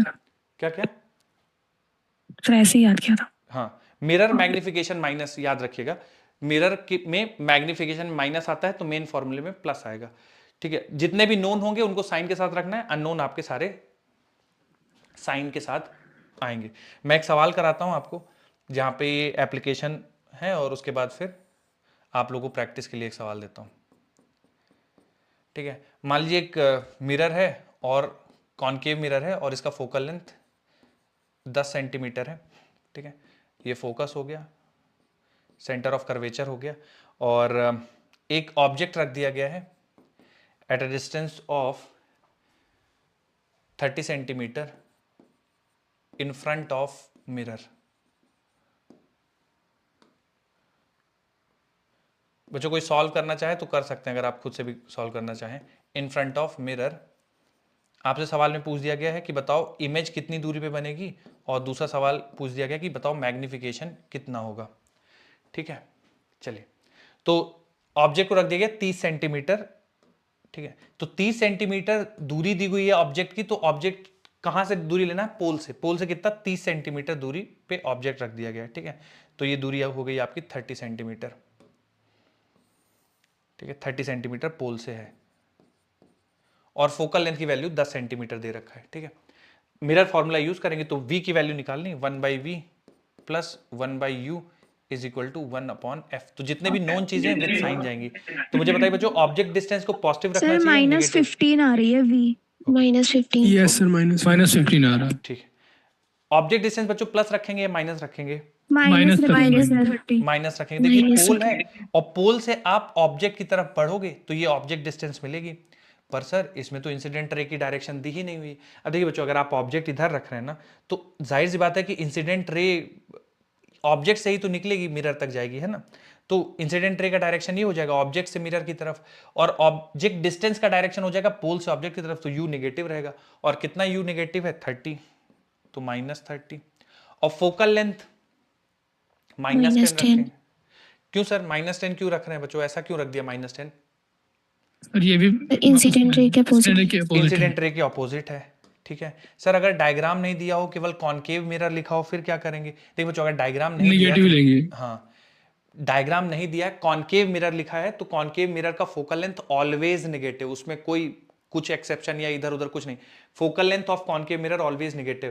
तो ये -10 रख रहे हैं क्योंकि कॉनकेव मिरर है और फोकस के लिए आपको पोल से अपोजिट जाना पड़ेगा। तो 1/v बराबर आ जाएगा 1/30 माइनस 1/10। एलसीएम ले लेंगे बच्चों 30, तो बन जाएगा 1 - 3। तो v का वैल्यू आ जाएगा -30/2 -15 सेंटीमीटर। बच्चों आप लोग का मैच कर रहा है क्या आंसर? एक बार बताना तो। Yes sir sir. यही आ रहा यही है। आ रहा है। ठीक। Yes sir. अच्छा, इमेज -15 है, इसका क्या मतलब हुआ बच्चों कि 15 सेंटीमीटर सर सर फोकस की तरफ ही बनेगी। सर लेफ्ट साइड बने। लेफ्ट साइड Left बनेगी, इमेज बन रही है। है ना, लेफ्ट साइड बनेगी। हाँ बोलिए बोलिए, कुछ कुछ कह रहे हैं क्या कोई? हाँ, इमेज लेफ्ट साइड बनेगी, और कितना दूरी बनेगी? तो पोल से 15 सेंटीमीटर की दूरी पे बनेगी, ठीक है। पोल से 15 सेंटीमीटर की दूरी पे यहाँ पे कहीं पे बनेगी, ठीक है। ये दूरी 15 सेंटीमीटर हो जाएगी, इमेज डिस्टेंस 15 सेंटीमीटर, ठीक है। अच्छा, मैग्निफिकेशन निकालना है, तो सर मैग्निफिकेशन -1/2 -1/2। -1/2 आ रहा है। -1/2 आ रहा है। तो देखिए बच्चों, फॉर्मूला यूज करेंगे -v/u। तो माइनस तो ये फॉर्मूले वाला है, उससे कोई मतलब नहीं, उसको आप अलग से रख दीजिए माइनस। v/u मतलब इमेज डिस्टेंस, तो इमेज डिस्टेंस भी विद साइन जाएगी, तो मैं यहाँ पे -15 रखूंगा क्योंकि सॉल्व करने पे -15 आ रहा है, और ये 15 सेंटीमीटर इस साइड है तो -15। ऑब्जेक्ट डिस्टेंस रखेंगे तो ऑब्जेक्ट डिस्टेंस भी विद साइन रखेंगे, तो -30, है ना। ऑब्जेक्ट डिस्टेंस बच्चों यही रखेंगे। तो जो आपका सिंप्लीफाई करने के बाद मैग्निफिकेशन आ रहा है वो -1/2 आ रहा है। बोले ठीक है ना बच्चों, समझ गए यहाँ तक? Yes sir yes sir yes. अब मैग्निफिकेशन को भी, ये इंपॉर्टेंट पॉइंट है आगे जो बोल रहा हूं, ध्यान सुनिएगा। मैग्निफिकेशन को भी रीड करने के लिए दो कंपोनेंट होंगे मैग्निफिकेशन के हमेशा, एक तो साइन होगा और एक वैल्यू होगी, दोनों को अलग अलग ट्रीट करना है। तो मैग्निफिकेशन के दो कंपोनेंट होंगे हमेशा, एक होगा साइन और दूसरा होगा वैल्यू, यानी जो भी मैग्नीट्यूड आपने निकाला है। साइन आपको बताएगा कि डायरेक्शन ऑफ इमेज। हाँ, कि साइन आपको बताएगा कि इमेज इरेक्ट है या इन्वर्टेड है, ठीक है, इरेक्ट है या इन्वर्टेड है। तो अगर निगेटिव है तो इन्वर्टेड इन्वर्टेड, है। इन्वर्टेड है। अगर इरेक्ट सॉरी नेगेटिव है तो इन्वर्टेड होगी। अगर पॉजिटिव आता बच्चों तो फिर क्या समझते हैं हम लोग इसको? इरेक्ट हो इरेक्ट हो जाता जाता है। है सर, इरेक्ट हो मतलब जाता है। जिस Direct हो जाता है। डायरेक्शन में ऑब्जेक्ट है उसी डायरेक्शन में, चूंकि नेगेटिव है तो इन्वर्टेड। अब मैग्नीट्यूड को देखेंगे तो मैग्नीट्यूड अगर 1 से छोटा है तो इमेज डिमिनिश्ड होगी। मैग्नीट्यूड की बात हो रही है, जैसे इसका मैग्नीट्यूड कितना है 0.5। 0.5 है तो डिमिनिश्ड होगी। अगर मैग्नीट्यूड 1 के बराबर है फिर क्या होगा, मतलब अगर मैग्नीट्यूड 1 के सर बराबर इक्वल साइज की हो Equal इक्वल हो जाएगी। जाएगी। Same size. और मैग्नीट्यूड 1 से ज्यादा है तो फिर क्या होगा, मैग्नीफाइड। मैग्नीफाई हो मैग्नीफाइड जाएगा। है। जैसे एग्जांपल मैं देखता हूं आप लोग समझें कि नहीं। मान लीजिए मैं मैग्निफिकेशन रख देता हूं प्लस का 3/2, तो बताइए इमेज कैसी है, इरेक्ट है या इन्वर्टेड है? मैग्नीफाइड इरेक्ट और मैग्नीफाइड है सर, मैग्नीफाइड। मैग्नीफाइड और इरेक्ट। Magnified इरेक्ट है erect। और Erected है चूंकि सर। मैग्नीट्यूड 1.5 है 1.5 है सर, मैग्नीफाइड है, Magnified। एनलार्ज्ड या आप बोलना चाहें जैसा भी बोलना चाहें तो ये होगा। तो मैग्निफिकेशन रीड करने के लिए जो भी वैल्यू आएगी तो उससे आपको अंदाजा लगाना पड़ेगा। साइन आपको बताएगा इरेक्ट है या इन्वर्टेड है, और मैग्नीट्यूड आपको बता देगा डिमिनिश्ड है या फिर एनलार्ज्ड है। ठीक है, तो लिख लीजिए आपको जो कुछ भी लिखना है इसमें, फिर सवाल करते हैं इसी पे। और लिख लिया है तो बताइए, फिर सवाल लगाता हूं मैं।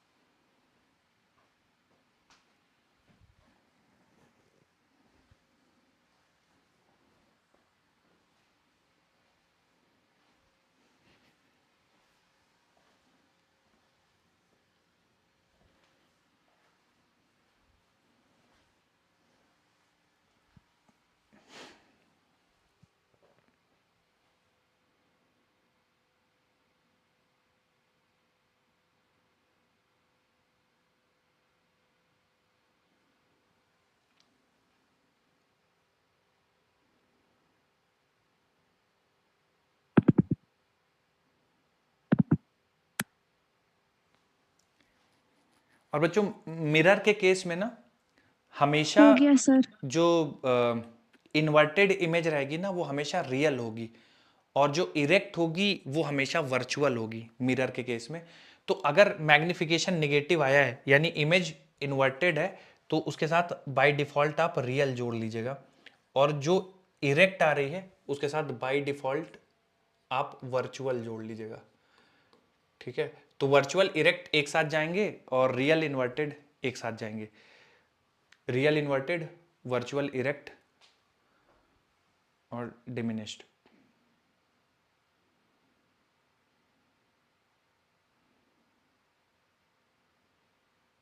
रियल इन्वर्टेड हमेशा एक साथ जाएंगे, और ये तब आएंगे जब साइन नेगेटिव होगा।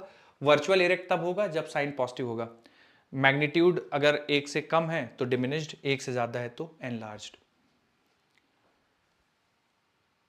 बच्चों लगाना है अगला सवाल, रेडी हैं आप सब? Yes sir. Yes sir. ठीक, आइए।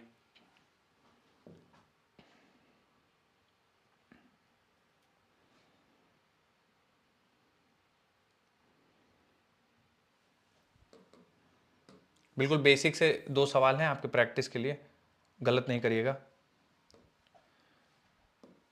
बच्चों। एक मिरर है, concave mirror, concave mirror of focal length 15 centimetre, object is placed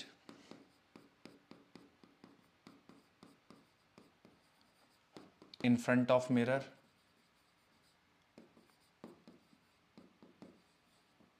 in front of mirror at 10 centimeter away from it. Find image distance, magnification in nature,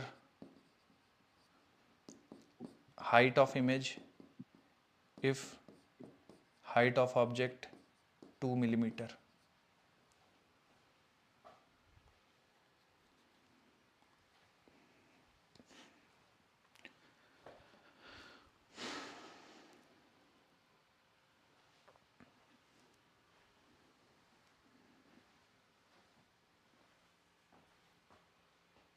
we आ रहा 30 और magnification 2 आ रहा है, okay virtual और erect आ रही। फिर 3 आ रहा है magnification. Okay yes sir magnification 3 आ रहा है ऐसा मैग्निफिकेशन 3 आ -3 जाएगा, आ रहा है -3 आ रहा है। 3 आ जाएगा, 3 आ सर जाएगा। V आ रहा है +30 और 3 आ रहा है। मैग्निफिकेशन 3 आ रहा है। Okay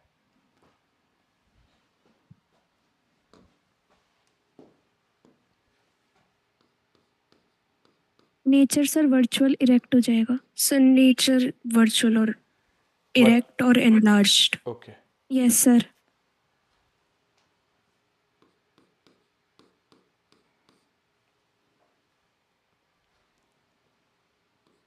sir height of image 6 millimetre हो जाएगी।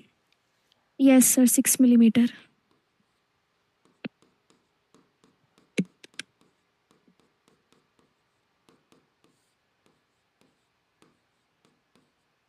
बच्चों आपकी इमेज डिस्टेंस 30 सेंटीमीटर आई थी क्या? +30 +30 30 है। Centimetre.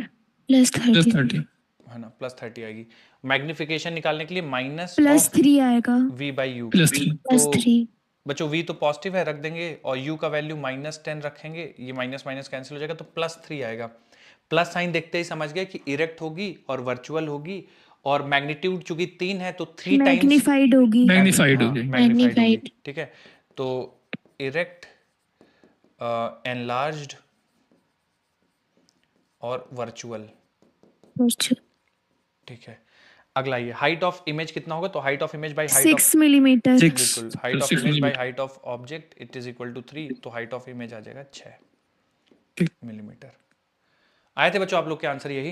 Yes yes sir. Sir, ये याद है। Yes sir. Yes sir.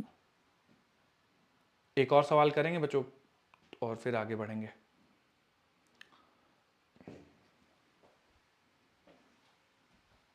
Sir अभी नहीं हुआ था। ओके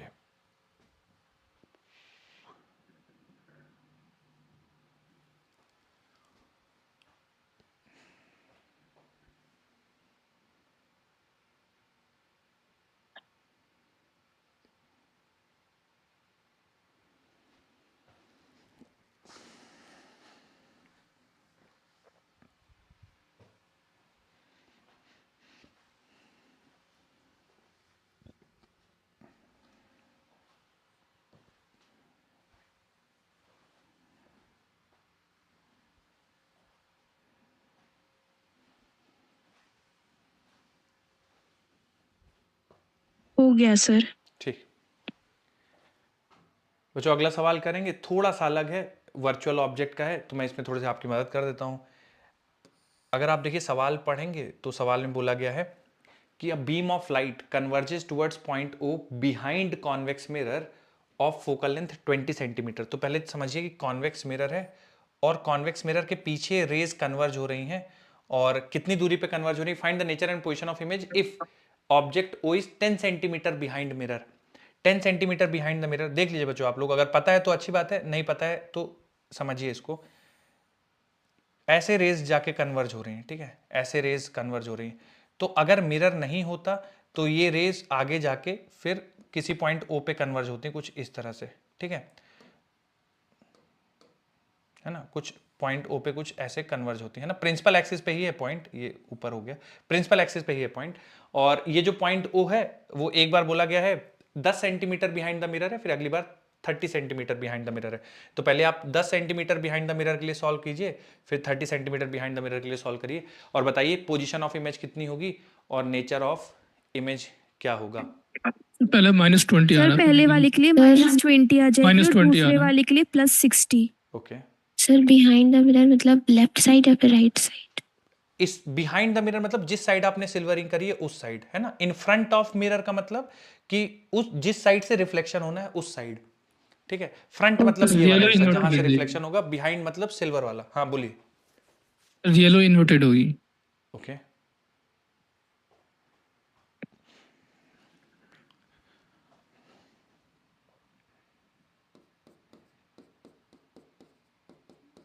यस सर रियल और इन्वर्टेड होगी और मैग्नीफाइड होगी। ओके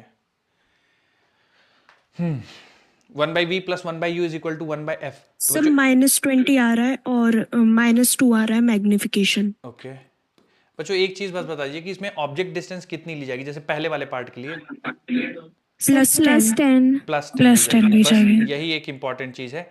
कभी भी वर्चुअल ऑब्जेक्ट दिखे तो आपको उसकी डिस्टेंस पॉजिटिव लेनी है। प्लेन मिरर के लिए तो है ही नहीं कोई केस, लेकिन आपके पास कॉनकेव कॉन्वेक्स मिरर हो, लेंसेज भी अभी हम लोग आगे देखेंगे, वर्चुअल ऑब्जेक्ट दिख रहा है तो ऑब्जेक्ट डिस्टेंस पॉजिटिव लीजिएगा। अच्छा, फोकल लेंथ बच्चों कितना रखना चाहिए, प्लस या -20? सर +20 +20। कारण क्या है प्लस +20 लेने 20 का?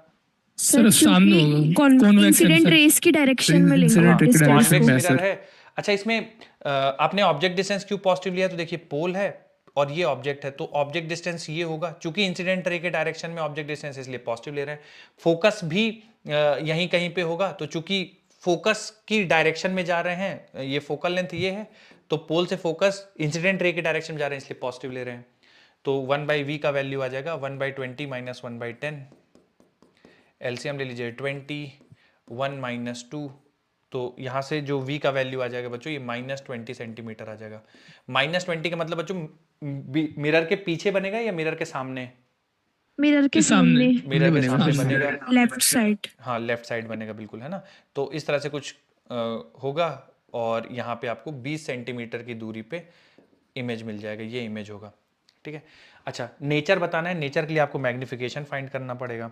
तो मैग्निफिकेशन कैसे फाइंड करेंगे, -v/u, -v/u। हाँ, तो v का वैल्यू -20 है और u का वैल्यू +10 है, ठीक है। तो ये कैंसिल हो जाएगा बच्चों, तो आपका +2 आंसर आ जाएगा, ठीक है। Yes, plus sir, sine +2 show आ कर रहा रहा है। है कि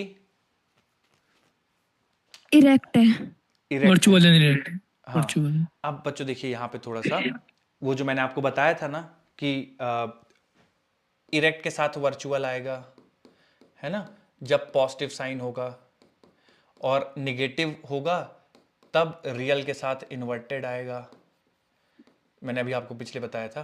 तो बट देखिए सर बच्चों, यहाँ पे वर्चुअल के साथ रियल है। हाँ यहाँ वर्चुअल के साथ, सॉरी नहीं, रियल के साथ इरेक्ट आ रहा है ना, रियल के साथ इरेक्ट आ जा रहा है। कारण क्या है बच्चों, अगर कोई बताना चाहे कारण क्या है इसका? देखिए कारण इसका ये है कि सर हम लोग का जो ऑब्जेक्ट है ना सर, वो उस साइड प्लेस है, और जो इमेज बन रहा है ना वो इस साइड प्लेस आ रहा है, इसीलिए वो मतलब रियल कारण बन इसका रहा ये है। बच्चों वर्चुअल ऑब्जेक्ट है, ठीक है। तो जो मैंने आपको केस बताया था ना कि रियल के साथ इन्वर्टेड आएगा और इरेक्ट के साथ वर्चुअल आएगा, it is true for real object, ठीक है। वर्चुअल ऑब्जेक्ट के लिए नहीं होगा ये ट्रू, है ना। रियल ऑब्जेक्ट है तो उसके लिए आप हमेशा बना सकते हैं। तो ज्यादातर सवाल में आपको रियल ही मिलेंगे, वर्चुअल कभी कभार आपको देखने को मिलेगा, ठीक है। तो ज्यादातर सवालों में आपका ये सही बैठ जाएगा रियल ऑब्जेक्ट के लिए, पर वर्चुअल होगा तो फिर आपको थोड़ा सा ड्रॉ करके देखना पड़ेगा। जैसे यहाँ पे है रियल इमेज है, 100% रियल इमेज है, कोई दिक्कत नहीं है। तो नेचर इसका हो जाएगा रियल, इरेक्ट। अच्छा सर, इरेक्ट के लिए कोई हाँ, इरेक्ट के लिए हमेशा वैलिड है, पॉजिटिव है तो इरेक्ट ही होगा, और मैग्नीट्यूड चूंकि 1 से बड़ा है तो मैग्नीफाइड होगी, एनलार्ज्ड होगा, मैग्नीफाइड, है ना, ठीक है। चलिए अगले केस के लिए करते हैं। 30 सेंटीमीटर बिहाइंड द मिरर, तो 1/v निकालना है, 1/f - 1/u। तो फोकल लेंथ बच्चों एक बार फिर से हमारे पास 20 सेंटीमीटर है और ऑब्जेक्ट डिस्टेंस कितना दे रखा है 30 सेंटीमीटर, प्लस लेंगे 30, ठीक है। एलसीएम ले लेते हैं 60, ठीक है। तो 3 - 2 60 आ जाएगा सर प्लस का। हाँ, प्लस का 60 सेंटीमीटर, प्लस का 60 सेंटीमीटर आ रहा है आपका v का वैल्यू। तो मैग्निफिकेशन कितना आ जाएगा बच्चों, v/u -v, -6 आ जाएगा। हाँ, और ऑब्जेक्ट डिस्टेंस है प्लस का 30, है ना। तो ये आ जाएगा माइनस का 2, -2, ठीक है, ये आपका आएगा। और इसको बोलेंगे हम लोग माइनस साइन है इसलिए इन्वर्टेड है, 2 है इसलिए बड़ा होगा आपका, एनलार्ज होगा और रियल होगा, ठीक है। रियल होगा बच्चों, ये वर्चुअल इमेज नहीं होगा, रेज आपका कन्वर्ज कर जाएंगी, तो ठीक है, ये सिचुएशन होगा। तो सर वर्चुअल ऑब्जेक्ट के लिए जो सिचुएशन आपने बताई है उसका अपोजिट हो जाएगा। नहीं करिएगा, नहीं करिएगा। देखिए रियल के लिए हमेशा फिक्स रहेगा, रियल के लिए कोई दिक्कत नहीं है। और जो आप बोल रहे हैं ना वर्चुअल ऑब्जेक्ट के लिए कैसे करेंगे, तो मैं कल की क्लास में आपको एक ग्राफ बताऊंगा, उससे आप नेचर बता सकते हैं, ठीक है। उससे थोड़ा नेचर निकालने में हेल्प हो जाएगी जब आपका वर्चुअल है। रियल के लिए हमेशा ये सही बैठेगा, वर्चुअल के लिए आपको फिर थोड़ा सा और मदद लेनी पड़ेगी ग्राफ से, ठीक है। एग्जैक्टली उल्टा करेंगे ऐसा नहीं है, पर रियल के लिए आपका हमेशा वैलिड रहेगा। रियल के लिए आप हमेशा ध्यान रखिएगा, वर्चुअल के लिए आपको फिर ग्राफ और उसके लिए हेल्प लेनी पड़ेगी, है ना। चलिए ओके सर। सर आज यहीं सर तक करते हैं। अल्टरनेटिंग करंट का एक क्वेश्चन बता दीजिए। हाँ बोलिए। आप यहीं तक करते हैं बच्चों, अगली क्लास में मिलेंगे, फिर यहीं से कंटिन्यू करेंगे, तो क्लास ओवर है। सर बोलिए। Sir thank you sir, thank thank you thank you thank you thank you बोलिए। सर। सर ये क्वेश्चन दे रखा है, the form factor for sinusoidal potential is. हाँ, form factor, yes sir. Okay. और क्या ग्राफ दे रखा है क्या? नहीं सर, बस यही क्वेश्चन है, बाकी ऑप्शन सही है इसके बाद। ओके, और ऑप्शंस क्या क्या हैं? सर ये लास्ट का रियल इन्वर्टेड पाई होगा, -2 -2। जब मैग्निफिकेशन। हाँ माइनस है, तो माइनस है, हम ये बता रहे हैं कि इन्वर्टेड है, एनलार्ज्ड है, और इमेज रियल बनेगी, ठीक है। ओके सर, हाँ बोलो भैया। तो रियल के साथ इन्वर्टेड ही रहेगा। हाँ रियल के, अब इसमें हम लोग साइन देख के नहीं बता रहे हैं कि रियल इन्वर्टेड है, ड्रॉ करेंगे रे डायग्राम से Draw तो कर आपका देंगे। रियल ही आएगा वो इमेज, ठीक है। Okay sir. हाँ बोलिए, क्या क्या फॉर्म फैक्टर का क्या क्या ऑप्शन दे रखा है? सब π√2, 2√2 पाई, पाई अपॉन 2√2 और π/2। पाई/2 ऐसा? Yes sir. π/2 और दूसरा ऑप्शन? π√2, π√2, 2√2 पाई 2√2 पाई और पाई अपॉन 2√2। π/2√2। और फॉर्म फैक्टर पूछा है आपसे, है ना, FORM फैक्टर, है ना। Yes sir. ओके,